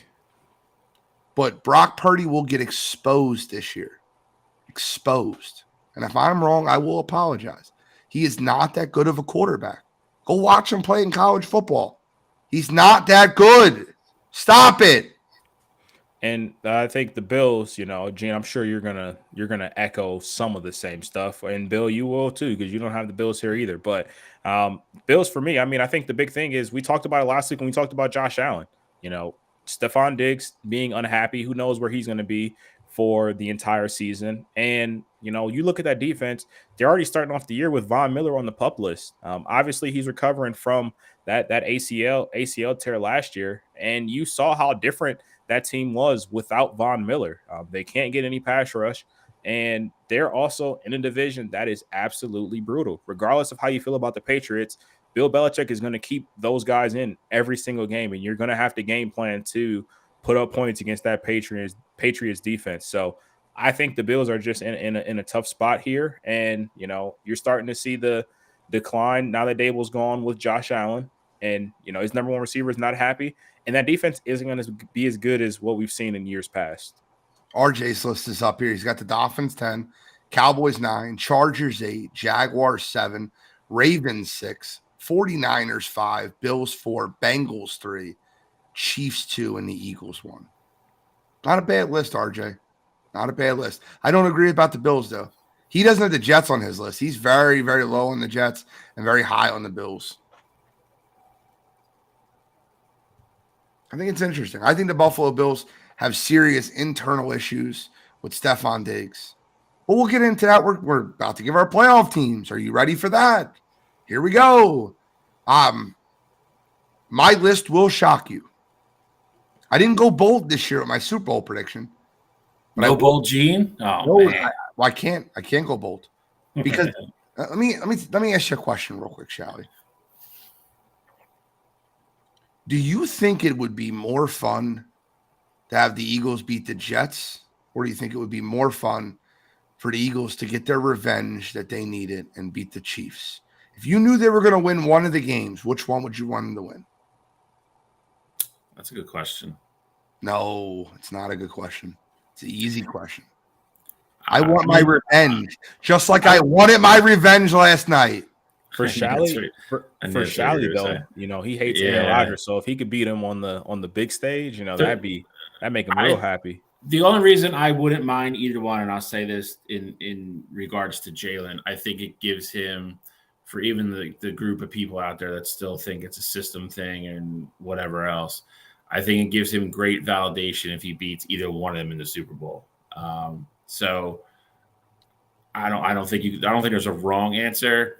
Obviously, being a normal Philadelphia fan, I would side with Gene and said I'd rather beat the Chiefs and get the revenge and make that 1-1. But I gotta be honest, I don't have either one of those teams making the Super Bowl. So you don't have the Eagles making the Super Bowl? I didn't say that. Okay, here we go. Let's get into it. We have our playoff predictions. So what we're going to do is this, right? We're going to go division by division and give our division winners, and then we will give our 7 playoff teams in the order that we have them. Cool. Cottrell, NFC or AFC? Because I love you. I always go to you. NFC. It's fine. Weaker conference. Let's get it out the way. It is the weaker conference. You're absolutely right. Let's go west to east. I have the San Francisco 49ers winning the West, but not as clean as you might think it would be. I got Seattle nipping right on the butt. I mean, I got 49ers as well. I think they win that division by 2 or 3 games. I think Seattle's going to be good, but I think the 49ers will separate themselves and ultimately be fighting for a 1 or 2 seed. I have the 49ers as well. I'm going to split the difference with you guys. I don't think it's more than 2 games. I think Seattle keeps it within striking distance, at least make it interesting going down the stretch. Okay. I think Seattle is 1 game away from winning that division. I think it's very close, I promise you. All right, let's go to the NFC South. Let's go to dog crap NFC South. Shally, start us off. I mean, I'll go with the shiniest, pile of crap at this point. I mean, if it's not the Saints, I don't know who it is. And if it's not the Saints, then everybody on that team should probably retire from football. So I'll go with the Saints. I do not have the Saints. Oh, Jesus. I'm going with the Saints. Okay. I'm also going with the Saints. I think that division should be easily theirs. I think they should get at least 5 games in that division. And they're coming off of they have a second place schedule. So I think they should find a way to win 10, maybe 11 games just with their division being as weak as it is. I will go with the Carolina Panthers and Bryce Young. I like Jonathan Mingo to have a huge breakout year this year. I think he's a wide receiver that no one's talking about. I like their offensive line.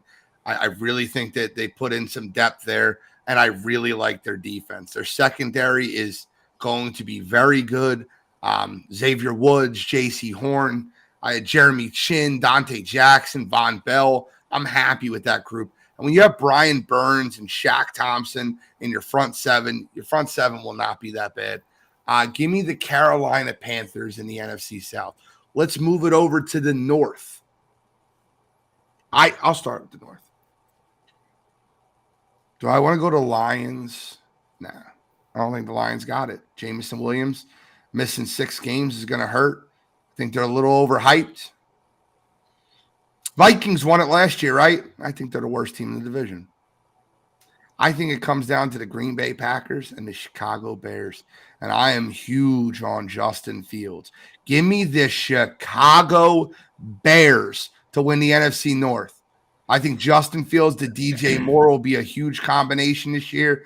I love what DJ Moore does for Chase Claypool, what it does for my man Darnell Mooney.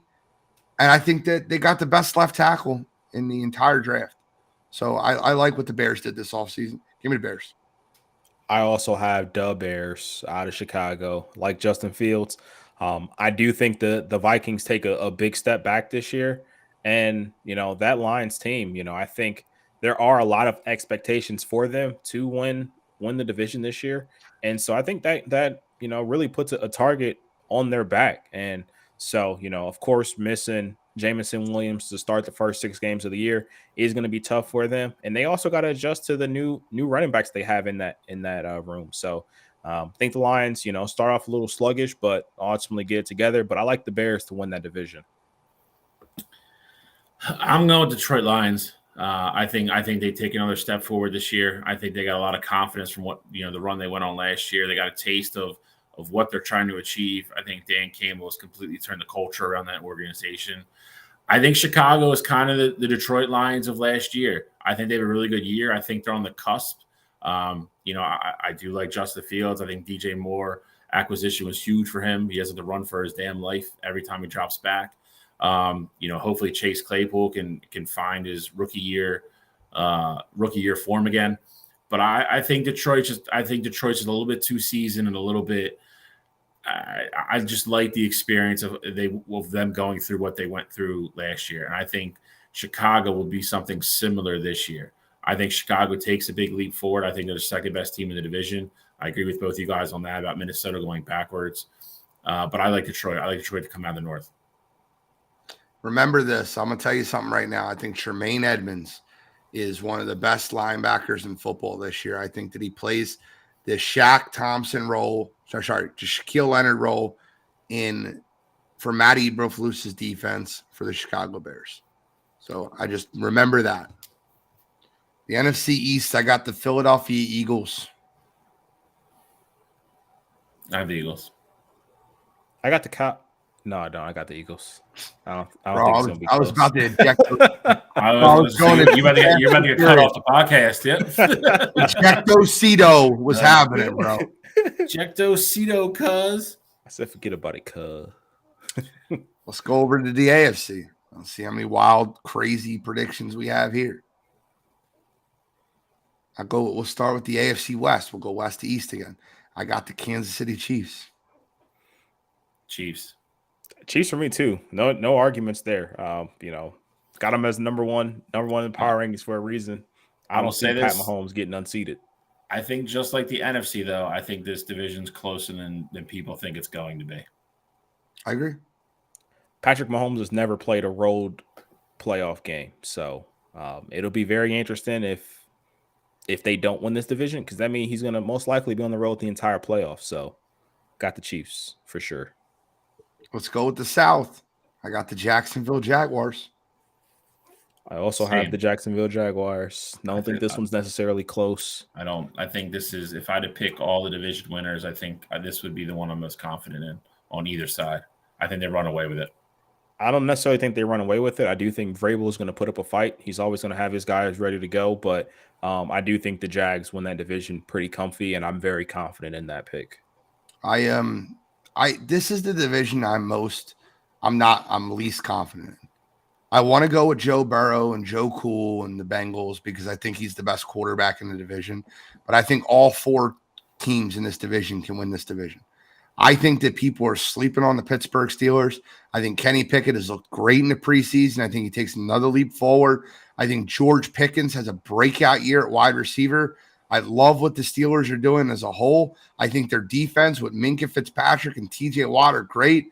I'll go with the Bengals, but I think the Steelers are right there. I really believe it. Steelers and Browns are going to be second and third. I think they tie. I think three teams could win 10 games in this division. I just don't think one will be the Ravens. I think the Ravens finish in the cellar, but I love this division. This would be the black and blue division for a reason. My favorite division in football right now. Give me the Bengals, but slightly. I will go with the Bengals as well. I agree with everything you said. I think Pittsburgh has the ability to probably ruin somebody's season, and I think they're close at the end. They're going to have TJ Watt back healthy. I think that defense will be what it always is. I think the offense is probably a little bit more explosive than what people are giving it credit for. I think Najee gets back on track this year. And I agree with Gene. I think Kenny has a better year than I think people are giving him credit for. I think Cleveland's going to be there. I think Deshaun Watson starts to look like old Deshaun Watson. And then you throw in Baltimore and Cincinnati. But again, we've talked about it numerous times with other things. It falls back to quarterback play for me. And I think Joe Burrow is definitely, hands down the best quarterback in the division. So RJ, they're the favorite for the division being the sleeper. Come on, bro. Sleeper team in the playoffs is Detroit. They're the favorite. How do y'all get away with this stuff? Don't say y'all. That's a RJ move. AFC East. I can't give my North winner. No. I don't have the Browns. All right, good. Got the Ravens. I think the Ravens won the division. I do think it's going to be a bloodbath. I think you can have 11 wins, win the division. I also think it could be a case where 10 wins the division, and your fourth place team wins 8 or 9 games. Like I think that's how competitive the division is going to be. But I like the Ravens to ultimately win it, though. I think they just have too much talent as a whole. Quote the Ravens, nevermore. I don't like the Ravens. Starts off for the AFC East. I think we're all going to pick the same team, which is kind of crazy to me because I felt like the Jets were my baby. I was all high on the Jets before people were high on the Jets, but maybe I was wrong. Maybe everybody's high on the Jets. Hard Knocks does that. It does. But I was picking the Jets when they signed Aaron Rodgers. I love that defense. Love Quentin Williams. Like how Sauce, Quentin. Dude, I'm sorry. I already gave my division. I might as well go first. I got the Jets. Yeah, I mean, I've been as high on the Jets. I was high on the Jets when we did our Super Bowl show last year. I said if they go out and get a quarterback, they can have the potential to be Super Bowl contenders. So they went out and they got one of the best in the entire game. So I love the Jets here. I think this is a brutal division too, but I think the Jets end up king of the hill. Charlie left us. He's like, I'm not picking the Jets. I'm not going Aaron Rodgers. He just left us. He's like, peace out. I have nothing for Aaron Rodgers. You like disconnect. All right. So next thing we're going to get into is our playoffs and ultimately our Super Bowl predictions. Because next week we're going to be previewing games. We got a lot of games to recap, preview. We're going to give our Super Bowl predictions right now. Yep. Ladies and gentlemen, it is coming. I'm trying to stall a little bit. It's a little stalwart action. It's fine. He's back. I don't think Shally wanted to give Aaron Rodgers any credit. That's what I think it was. I'll give him his credit. Again, it's not a football thing for me. I think he's great. It's more a personal thing. I think the Jets win the East. I think they're the best football. I think they're the most complete team in the East. I love their defense. And again, I think with what he's going to transform that offense into with his knowledge and obviously still his skill, I think they look like a completely different team this year. I think the Jets win the East. Cook and Hall, great one too. I like it. I think Dalvin Cook is going to prove his weight in gold in pass protection. I think people underrate what he's going to do, being able to pick up blitzers and being that veteran presence that's going to help Breece Hall to the next level. I think he's worth every dollar they paid him. But let's move on to our playoff predictions. Now, I do want to snake this. If that's okay with you guys, I want to go 7 through 1 and snake it on each side. We have to do the appetizer first because the AFC is an absolute bloodbath. The appetizer for the NFC, Cottrell, start us off with your 7 seed. The Detroit Lions. I think the Lions are that last team. They sneak into the playoffs. And I think, you get some playoff football in Detroit, and that's what those fans are clamoring for. They were so close last year, and I do think, them bolstering up. I thought they had a decent draft with the holes they had on that team. I thought they reached on both of their early picks in Campbell and Gibbs, but it fills the need for them. And I do think that Lions team will be better this year. So I like the Lions to make the playoffs. Okay. Give me your number 7. Shall Number 7 for me, I'm going to go just the opposite of what you guys were doing. It's the other team from the NFC North. I think the Chicago Bears make the playoffs. I think they sneak in at the number 7 seed. I think Justin Fields, DJ Moore, Chase Claypool, all those guys, and you mentioned Tremaine Edwards earlier. I think they're a way better football team than people are giving them credit for. I think as long as Justin comes out and settles in and realizes he doesn't have to run all the time, and they can get a flow to the pass game, I think they sneak in. I really do. I think he takes a step forward this year, shows why he went where he went, and all the hype is real. I think Chicago Bears make the playoffs. It's Matt Eberflus, Travis. I don't like him that much, but I do like the Bears. I like Justin Fields. My number 7, and I tagged my man Garda 3, Garda P. I have the Green Bay Packers, and I think this would be such poetic justice. I think that Aaron Rodgers missing the playoffs his last year for Green Bay to Jordan Love making the playoffs his first year in Green Bay. I think with Green Bay, I think they have the best defense in the division. From top to bottom, I think that they're loaded defensively, and I think that they're going to rely on the run game a lot more this year with Jordan Love at quarterback. I think they're going to use that 1-2 combo of Dillon and Jones. I actually think Dillon runs for more yards than Jones. I think Jones is used a lot in the passing game as a safety blanket for Jordan Love. And I think Christian Watson has somewhat of a breakout year this year. So my number 7, I'll go with the Green Bay Packers. My number 6, I'm going to go with the Seattle Seahawks, finishing just behind those San Francisco 49ers. I think they have a very good record. I think they go 11-6. Competing for that NFC West division title. I like what they have at the skill positions. I'd love the 1-2 combo. If you want to talk about the 1-2 combo of Breece Hall and Dalvin Cook, that's great. I don't think these guys are as good, but I think they're really close. Give me Kenneth Walker and Zach Charbonnet. I love that 1-2 combo at the running back position. And then you go wide receivers. Can you name a better 1-2-3 than DK Metcalf, Tyler Lockett, and Jackson Smith and Jigba? By the way, one of the biggest you got to be kidding me I can give out this week is going the fantasy drafts and watching people butcher Jackson Smith and Jigba's name, not knowing how to say it. Watch some college football, people. I got the Seattle Seahawks number 6. Shally? Same. I have Seattle number 6.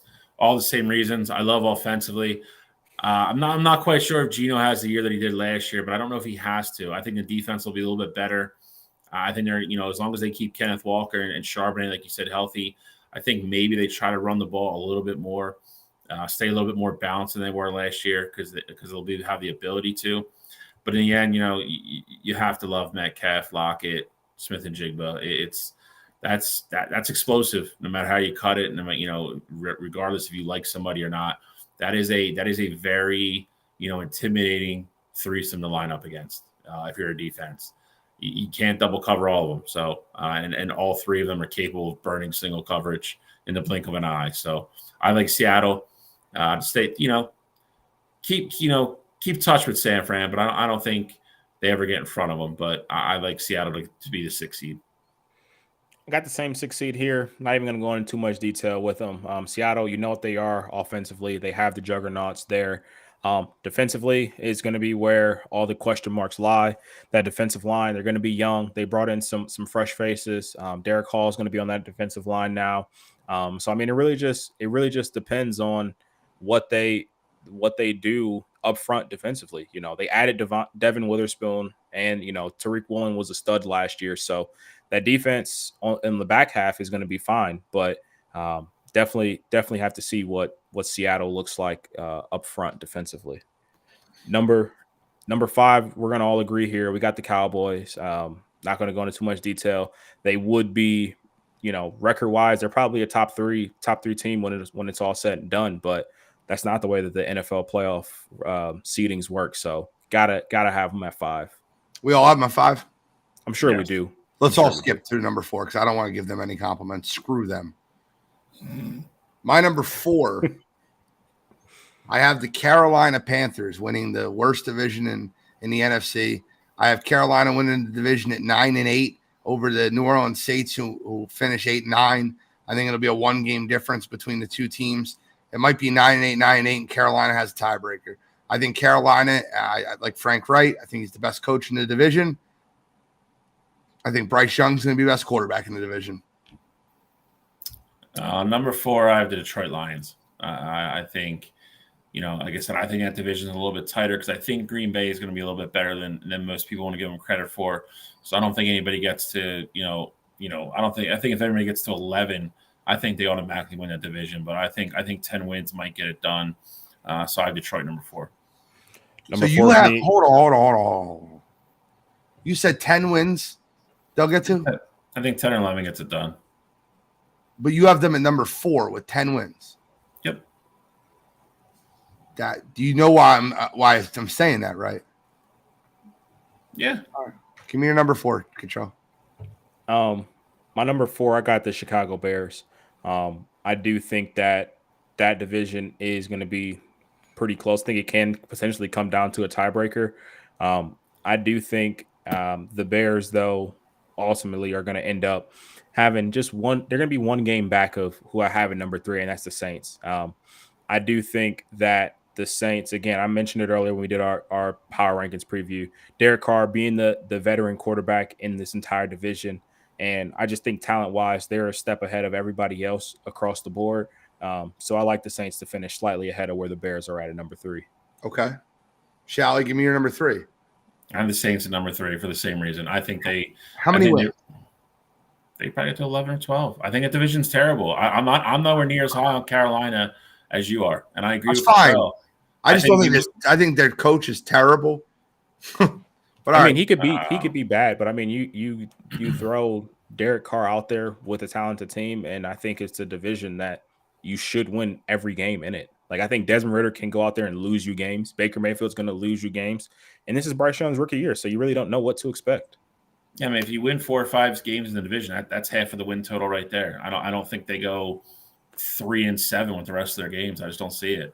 I mean, you know, we all see what Garrett Wilson looks like. I mean, Chris Olave's right there. I mean, they're very similar. Yeah. You get Kamara back, and you have a huge upgraded quarterback. I think the Saints win that division handily. Okay. I have number 3. I have the Chicago Bears. And Chicago Bears win 10 games. So if Carolina wins 9, I think the Bears win 10. I have the Bears number 3, and I won't go too much in depth. I talked about Justin Fields taking the Jalen Hurts leap this year. I think he will. My number 2 is the San Francisco 49ers winning 11 games. I have the San Francisco 49ers winning 11 games, just like I have the Seattle Seahawks winning 11 games. I think they'll win the tiebreaker. That's where I have they think they go 11-6, and I think the 49ers are the 2 seed. I have the 49ers number 2 as well. I think they win the West. I think they're the second best team in the NFC. I just think that the talent they have on both sides of the ball is just going to prevail in the long run. I have the Niners at number 2 as well. I think the Niners end up going 12-5. They take care of business in that division, and you know, just to kind of piggyback right off there, because we're at we're top of the seedings here. I got the Eagles number 1, and I also have them at 12-5. I think the Eagles are going to win that head-to-head matchup against the 49ers, and you know, they're going to ultimately get the tiebreaker and end up being the 1 seed. I make no bones about it. I think record-wise, the Eagles look a little bit worse than where they were at last year, but I think this is a better Eagles team, and I've said that from the jump. So I got the Eagles at number 1. I completely agree with everything you just said. Every single word. I have them 12-5. I think record-wise, they look worse. I think they're a better team. The only thing I swapped, I had them 11-6. The only thing I swapped is I have them beating Buffalo now, because I think Buffalo turns into a dumpster fire. I had them losing to them originally when the schedule came out, when I said they would be 11-6. I think they're 12-5. I think they're the 1 seed.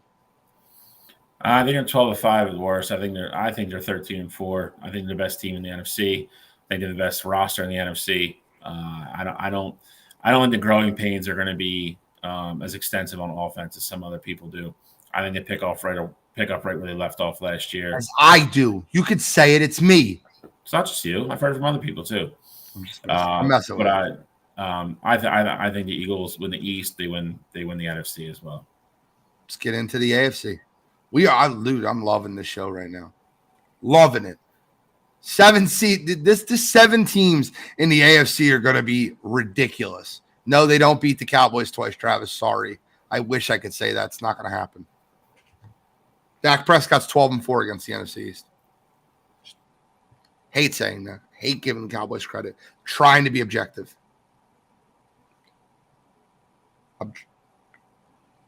I'm done. AFC. Number 7. I have the Los Angeles Chargers. I think they're in a tough division. I think they will make the playoffs. I think that 11 wins, 10 wins is going to be a wild card. I think they go 10-7, and they're the 7th seed in the playoffs. I think Justin Herbert, I think Brandon Staley finds ways to lose football games. I think the Chargers go 10-7. I think they're a very good 10-7. They're not a 7 seed you want to see in the playoffs, but I have the number 7.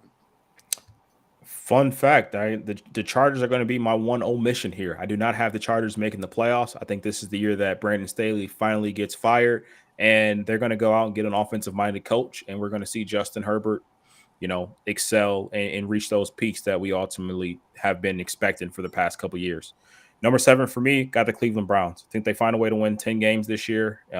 Obviously, I do think that AFC North is fully stacked, but I think that the Browns are going to find a way to make the playoffs. I think 10 wins is going to do that. And, I talked about them in the rankings already, how talented I think they are on offense and defense. And I think that brings them back to the playoffs, and that's going to have them at number 7. Bro, I never thought I would be on a show where I'm more Homer Simpson towards the Browns than Guttrell is. Maybe I'm wrong about them. Maybe I have them higher than Guttrell does. Guttrell, give me your number 6. Number 6 for me is going to be the Cincinnati Bengals. For same reasons why I got the Browns there. I just think these guys really beat up on each other. Now, I do think the Browns can get higher. Like if they're swapped with the Bengals because of tiebreakers and things like that, I would not be surprised there. But I just think this division is a bloodbath, and I just don't know where these other games are going to be at where either of these teams slip up. So I like the Bengals just slightly ahead of the Browns there, but I can easily see those guys being interchanged. Shai, did you give her number 7? No, you skipped me like I'm not here. It's fine. Well, Guttrell skipped you because the order has been the same wraparound. You told me to go. I don't know what you're talking about. You did. Guttrell skipped you. Check tape. So number 7, I got Baltimore. Black and blue division. I think they sneak in like a 9-8 record somewhere around there. I think it's going to come down to crazy tiebreakers at the end. I think it's very possible that everybody in the AFC North is probably within a game or two. I think it's going to be nuts. I got Baltimore number 7. Number 6, I got the Miami Dolphins. I think finishing behind the Jets is nothing to laugh at or anything like that. I think they're a very good football team. As long as Tua can stay healthy, I think they're the 6th seed coming out of the East. I have the same 6th seed. I have the Miami Dolphins. I have the Miami Dolphins being a very good football team this year. Cheetah, you got Waddle, you got Devin Achane. I like the Miami Dolphins this year as a whole. I think their defense is good. I just not a Tua guy. Have number 6. My number 5, we all gave her number 6, right? My number 5 is the Cleveland Browns. I like the Browns this year, guys. I feel like they're going to have a good football team. And I think it starts week 1 when they beat the Bengals. I like Nick Chubb taking a step up in that role. I like Elijah Moore coming over there. I think David Njoku has a breakout year. I think the offensive line's good. I like the defense. They have Dalvin Tomlinson in the middle, stuff to run. I like what the Browns are doing. Here's my only thorn in the Browns side, and it's their secondary. They can never stay healthy. Greg Newsom's already hurt. Denzel Ward's already hurt. Grant Delpit's already hurt. I think that's the thorn in the Browns side. If their secondary can stay on the field, I think the Browns compete for the division, and they're very good. So I have them number 5. Shally, number 5. Number 5, I got the Chargers. I think with Vegas being awful this year, I think it's 2 free wins for everybody in that division. I think they're still better than Denver, even though Denver's going to improve with Peyton there and getting that offense back on track. But I like the Chargers. Like I said, I think it's the make or break year.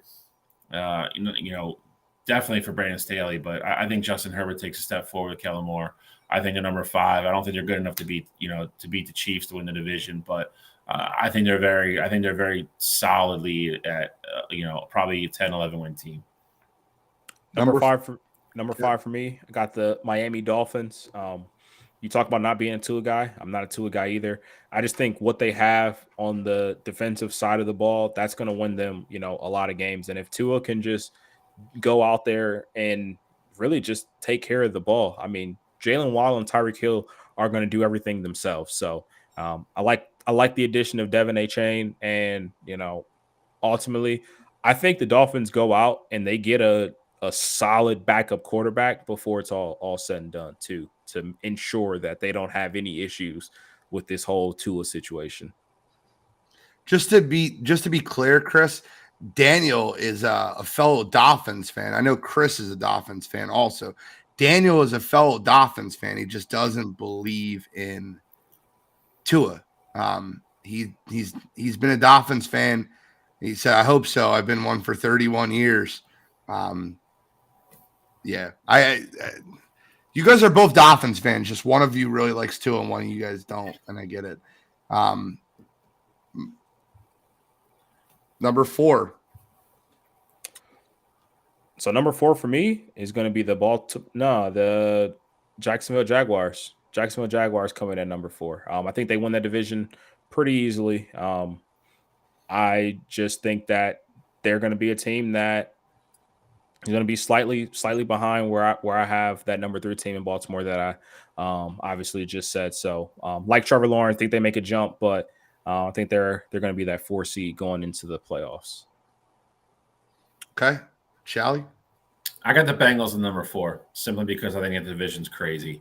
I think it's going to be hard for anybody in that division to get to 12 wins. I think they're just going to beat the hell out of each other all fall long. So I don't think the Bengals are the fourth best team in the AFC, but I think with the interdivisional games, home and away, all that good stuff, there's going to be a lot of splits between those 4 teams.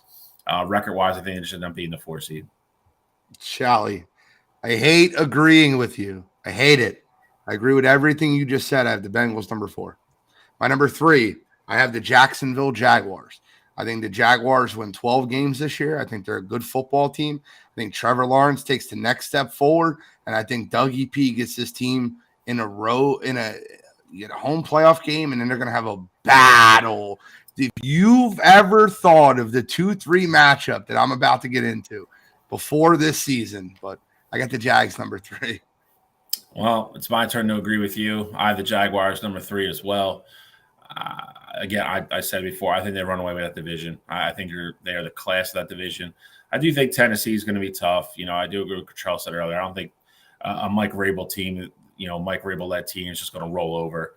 They do still have Derrick Henry. I'm hoping DeAndre Hopkins helps that team, but I just don't think they have enough to get past Jacksonville. So I have Jacksonville number 3.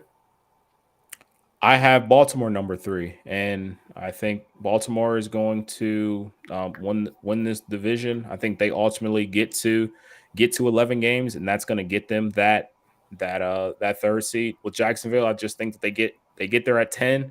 But the nice thing is with these 2 teams is they have a head-to-head this year, and so I do think Baltimore wins that head-to-head. And if it comes down to a tiebreaker, Baltimore should have that.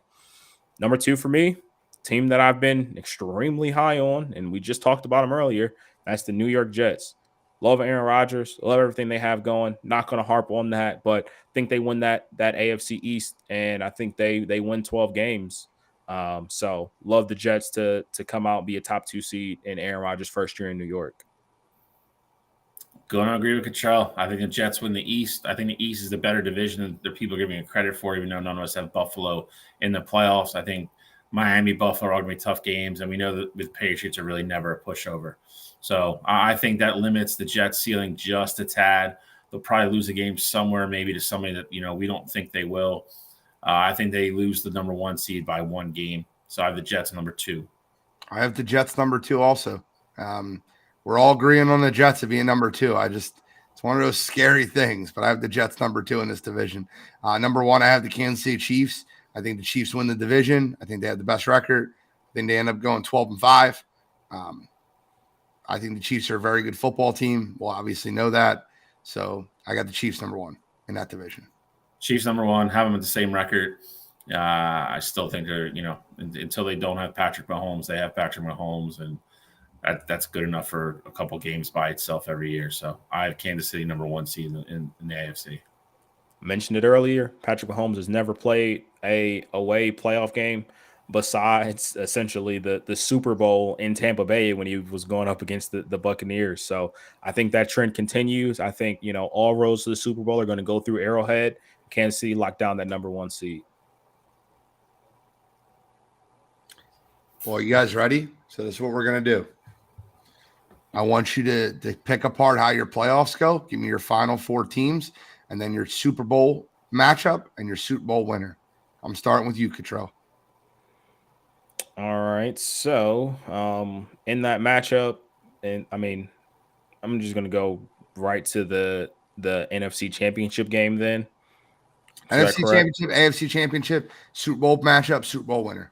All right. So NFC Championship, I am going to have the Philadelphia Eagles going up against the San Francisco 49ers for the 2nd year in a row.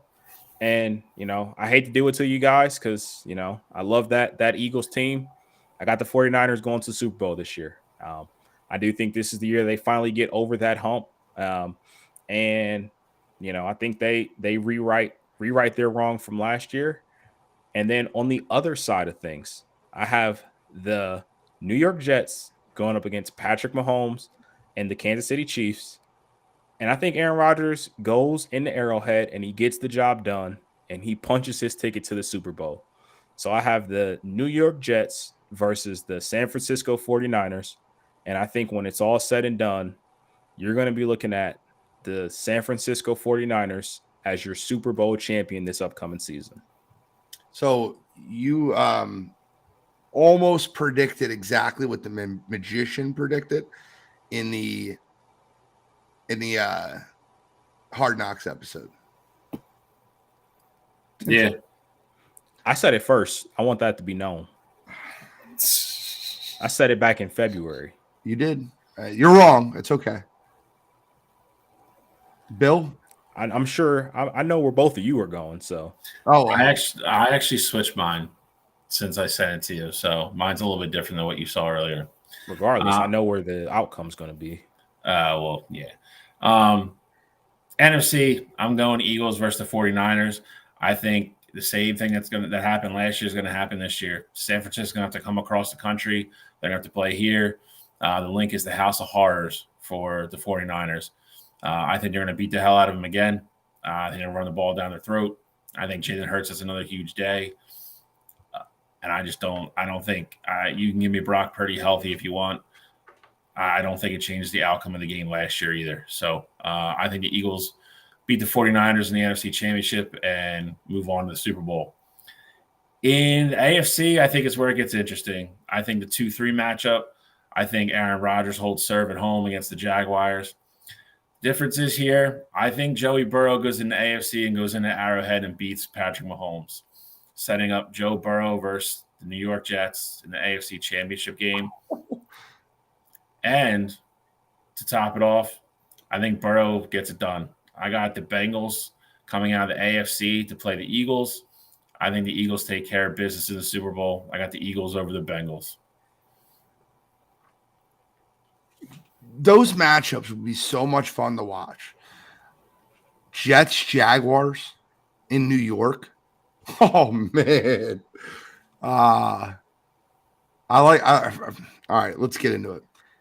In the AFC, I have the Jets losing to the Chiefs in the AFC Championship after the Jets beat the Jaguars in the 2-3 matchup. I also have the Chiefs sliding by the Jets in a very close game, high-scoring game in Arrowhead. I have Patrick Mahomes taking the Chiefs back to the Super Bowl. Only one here. We got a Jets. We got a Bengals. I'll go with the Chiefs. In the NFC, I have the Dallas Cowboys going up against the Philadelphia Eagles in Philadelphia for the NFC Championship game. I think what will happen is I think that the 49ers will lose to the Cowboys in the conference semis. I think the Philadelphia Eagles will beat the Cowboys in the NFC Championship game. And I think you get the Philadelphia Eagles versus Kansas City Chiefs rematch that we've all been waiting for. Great football game last year. No holding call will save the Chiefs this year. Philadelphia Eagles win this one. 31-15. Eagles win the Super Bowl over the Chiefs.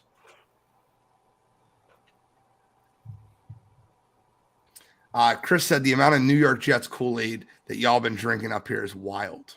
He's a Dolphins fan, right? Yes. Yeah, that makes sense.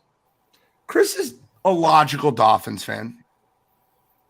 I just look at the Jets and I look at the Jets and I look at the Dolphins. Defensively, it would be very hard to argue that the Jets aren't the better team defensively over the Dolphins. Is that accurate? Facts. Accurate for me. Skill position wise, I would give the edge to the Dolphins.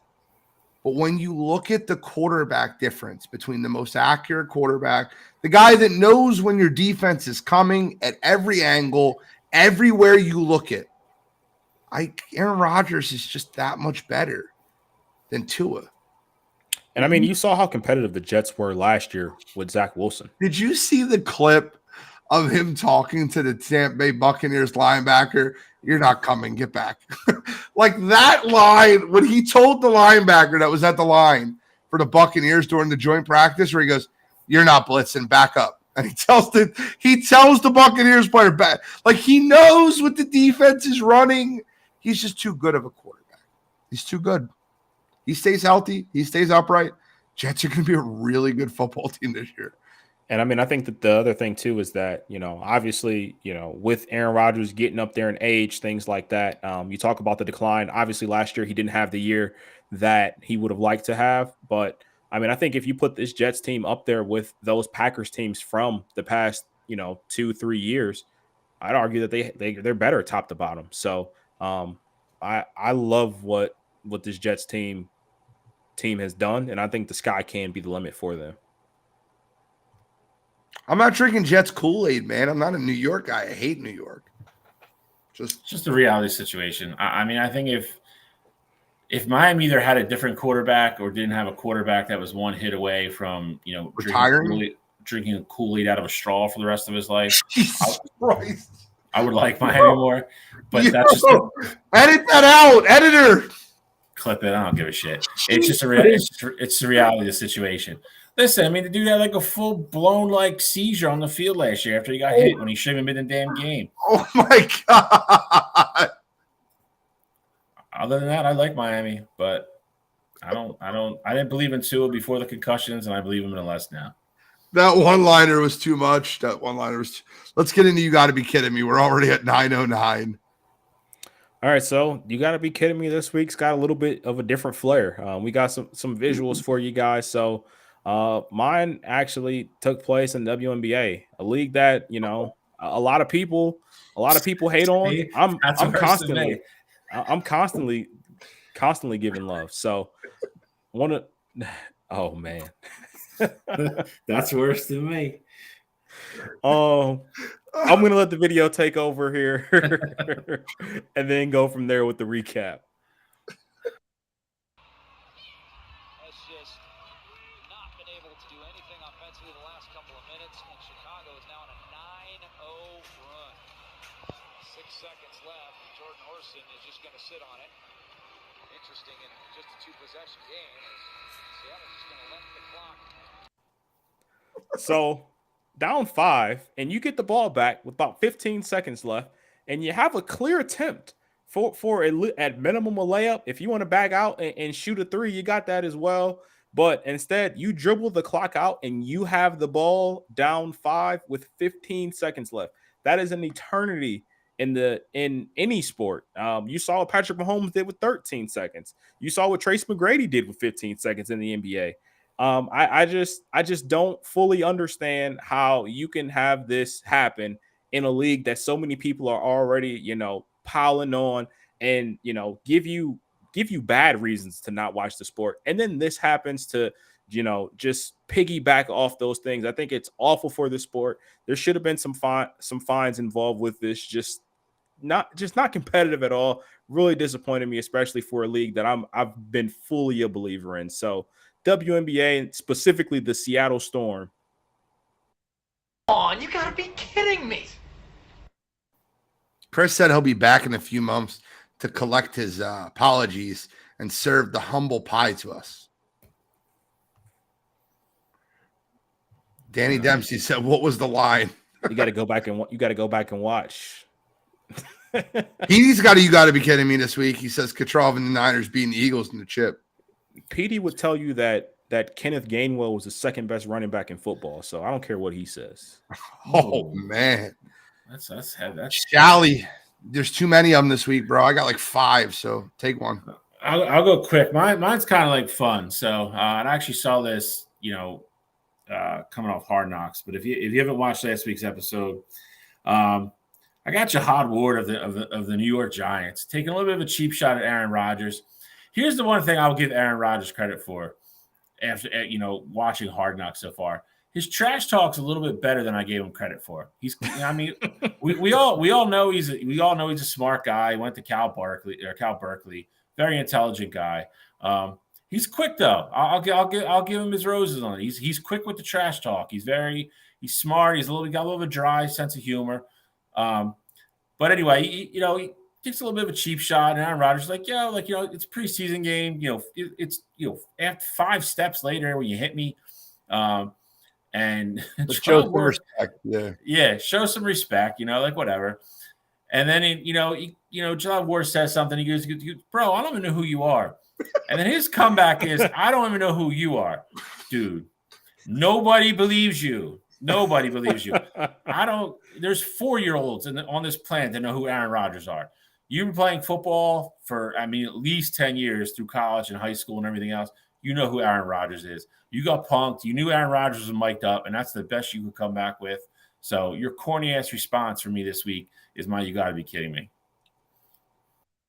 Come on, you got to be kidding me. And I'm about to you got to be kidding myself because I've just talked about Aaron Rodgers in a positive light way too much the last 3 weeks. So I got to cut back on that myself. I got to get myself under control going forward. All right. So I have a half of you got to be kidding me before I get into my video. Well, I kind of have 2 half of you got to be kidding me, but I'll leave the other one out. I really wanted to say something, but I won't. Had to do it last night, but whatever. The other one is Ben Simmons that he would welcome a trade back to the Philadelphia 76ers. I'll always have love for Philly. People ask me, like, if you were traded again, where would you want it to be? I always say just Philly. Philly is a second home to me. Are you kidding me, you stupid jerk off?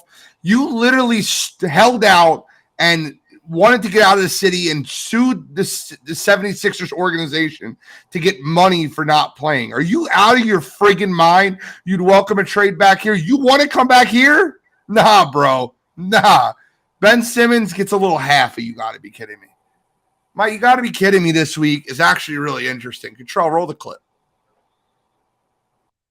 That hurts me the most is that I have to watch the NBA Finals and they have world champion on their head. World champion of what? The United States? Don't get me wrong. I love the U.S. at times, but that ain't the world. That is not the world. We are the world. We have almost every country out here fighting, thriving, putting on their flag to show that they are represented. There ain't no flags in the NBA. All right, so Noah Lyles gets a half of you got to be kidding me. But what I'll get into is the full part of it. Noah Lyles, look, man, you got your moment, and that's what you want to say in your moment. You want to sit up there on stage and talk about the NBA shouldn't be called world champions. It's a really dumb thing to say in your moment. And for the record, and we could debate this right afterwards for a minute or two, the NBA champions are the world champions. I just want to make that very clear, and I'll talk about that in a minute. My full you got to be kidding me is the NBA players that got in the chat, the soft, and God, led by no other than Kevin Durant, the softest superstar in the history of sports. Kevin Durant's in the chat with Devin Booker. I forget who else was in there. I couldn't believe all the people commenting on this. Shut up. Let the kid have his moment. You're in the chat talking about, oh, this guy's wild. He's an idiot and blah, blah, blah. Dude, shut up. You're a bunch of softies. Let the Noah Lyles have his moment. It was a dumb moment to begin with. I couldn't stand how sensitive some of these NBA athletes are about Noah Lyles talking about the NBA champions aren't world champions. So for this reason, Noah Lyles, the NBA players, and most notably Kevin Durant, the softest superstar ever, are you got to. Come on, you got to be kidding me. Now, I'm going to make a statement. Major League Baseball's World Series is not that they should not be world champions. The NFL Super Bowl, they are world champions. NHL Stanley Cup are not world champions. The National Basketball League, they are world champions. The way I define world champion is, are the best players in the world fighting to be in that league, right? MLS is not world champions, right? It's a joke. You would never say the Major League Soccer is world champions. They're not best players in the world. They fight to play in La Liga, or they fight to play in the Premier League. They play in the Champions League. The best players in baseball kind of play in baseball, but the Japanese league's very good. Not all of them come over. They're not fighting to all play in Major League Baseball. The KHL, there's some good hockey leagues. They're all not fighting to play in the NHL. But the National Basketball Association is the best organization for basketball, bar none. It's like the NFL. There's no other league like it. There's no other league close. Just telling you like it is. The world champion moniker to me means the best players in the world are playing in one organization. How I can prove that to you is, name me your top 5. Joel Embiid, Cameroon. Nikola Jokic, Serbia. Luka Doncic, Slovenia. Guys, are you serious? Yes, the best players in the world play in one organization. That's why they're the world champions. That's my opinion on it, and I can hear other opinions. I understand other opinions, but there's no basketball league that's close to the National Basketball Association.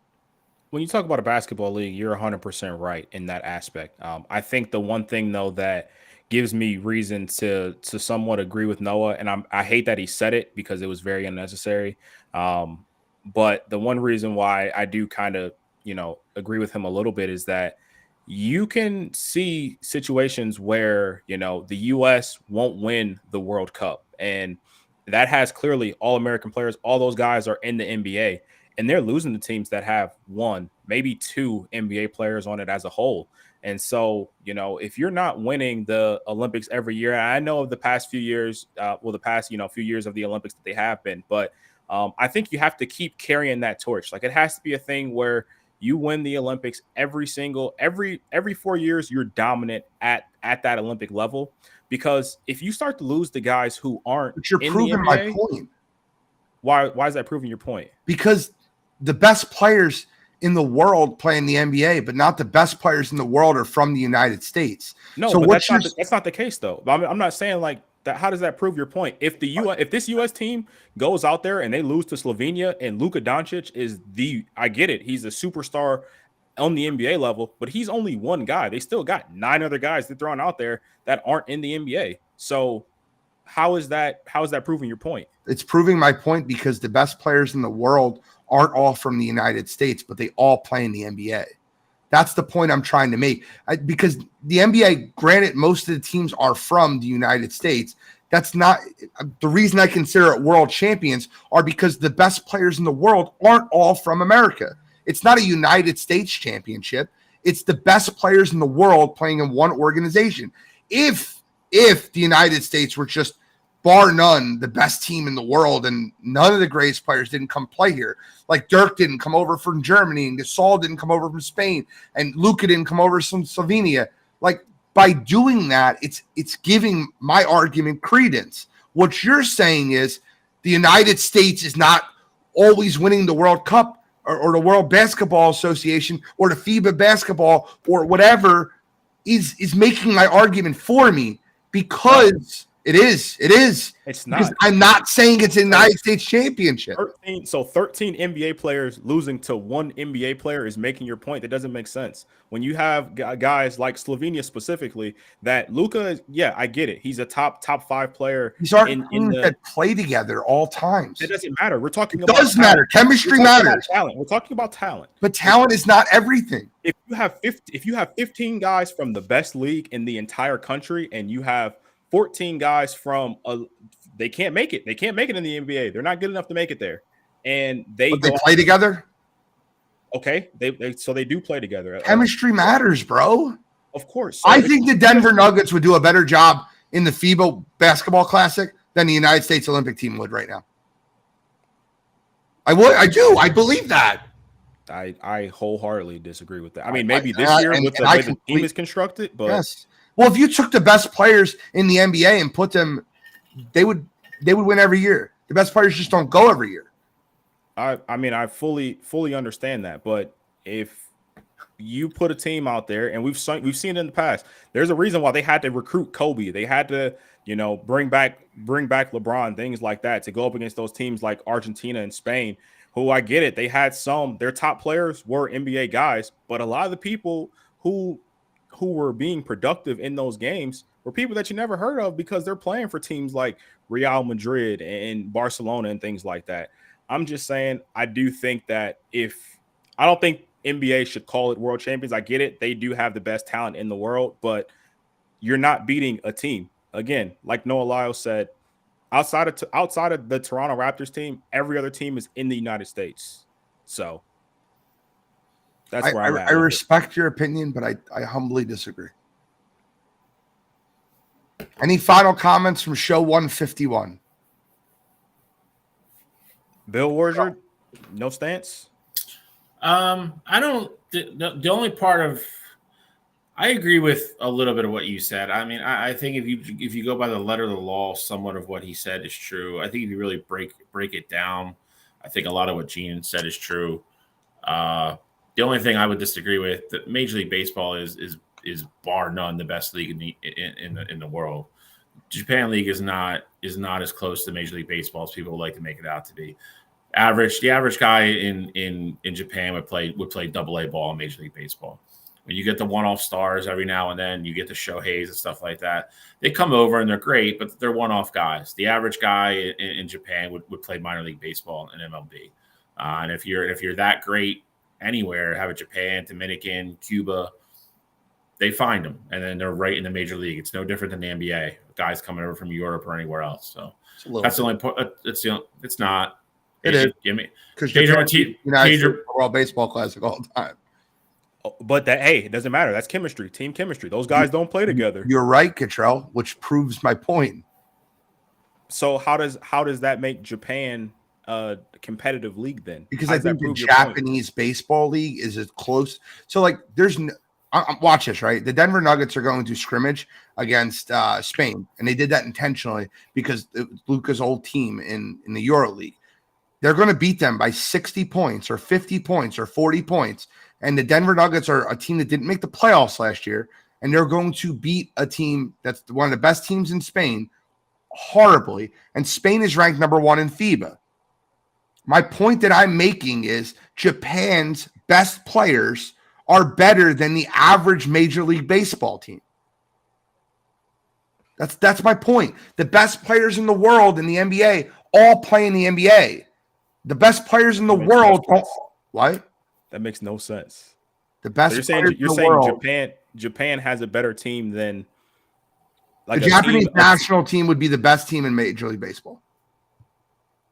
Okay, so you don't think there's any country? There's no country there's no country that would have a team better than any team in the NBA? No, the Denver Nuggets would be the best team in the world if they went. If the Denver Nuggets competed for the gold medal, they would beat any other national team. They would. You're laughing. I'm telling you right now, they would. They would dominate any team. I don't even understand how you're even making this argument. I mean, you're laughing at that argument. Give me a team that would beat them. You have so much talent in the world. Especially considering if you're saying that no other, team could have any of their NBA players, then I mean, I guess I would agree with you there. But you have these teams where, I mean, Spain is going to be up there with them. We see what Canada is doing now. Like France has been competitive for forever. The Spanish national team could beat the Denver Nuggets. As it is, right? Rubio is not playing. Not right now, no. Even Rubio playing. It doesn't matter. Jamal Murray torches him in the league. Of course he does. But no, I don't think so. I think the Denver Nuggets beat the Spanish national team by 25 points.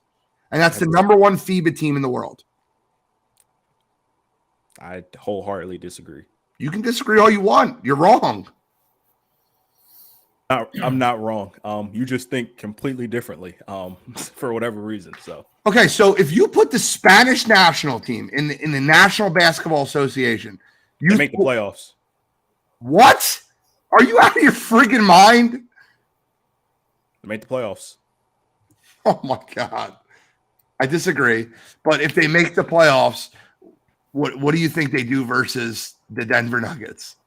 I mean, the Nuggets as a whole, they have a better roster. Like, no one's arguing that with you, but we're talking about a game-by-game basis. We're talking about a game-by-game basis here. That's the best FIBA's got to offer is the Spanish national team. But again, NBA playoffs is a series. That's a series, a 7-game series. We're talking about one playoff, like one game. And how are you the Olympics and things like that? How are you comparing Hernan Gomez and Willie Herman Gomez? See, you do things like this. Of course, the names are going to sound better. Of course, they're better. Like, no one's saying that these guys are better than any of the NBA guys. Like, no one's saying that.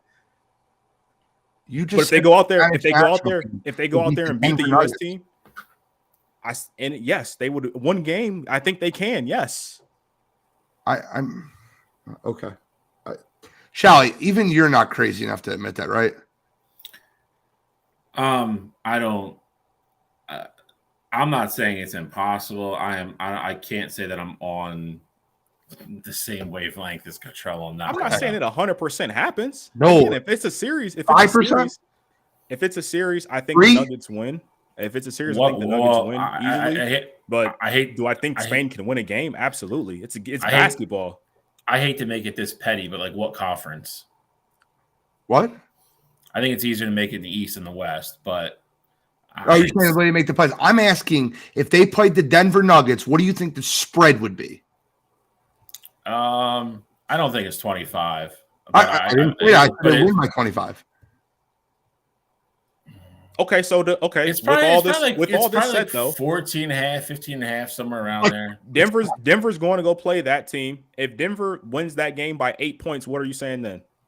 If Denver wins that game by 8 points in a non-regulation game, then I don't say anything. If Denver plays that team in a competitive atmosphere and Denver's going to beat them by 40. So Denver's playing with house money then, essentially, going against exhibition game. They're not going to.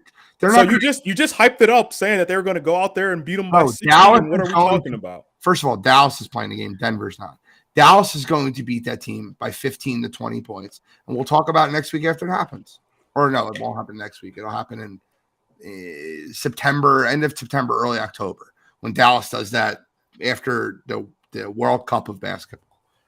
We're at 9:30, guys. We got to wrap up. It's a fun debate, fun discussion. We'll talk about it more going forward. We have to wrap up. Any final thoughts outside of that? No, I got nothing. Okay. I have one final thought. When the United States beat Russia in the semifinal game, when they did in Miracle on Ice, when they beat Russia, it wouldn't have mattered if they didn't beat Sweden. And that's how I'll finish the show. Beat Sweden. Take care, Sweden.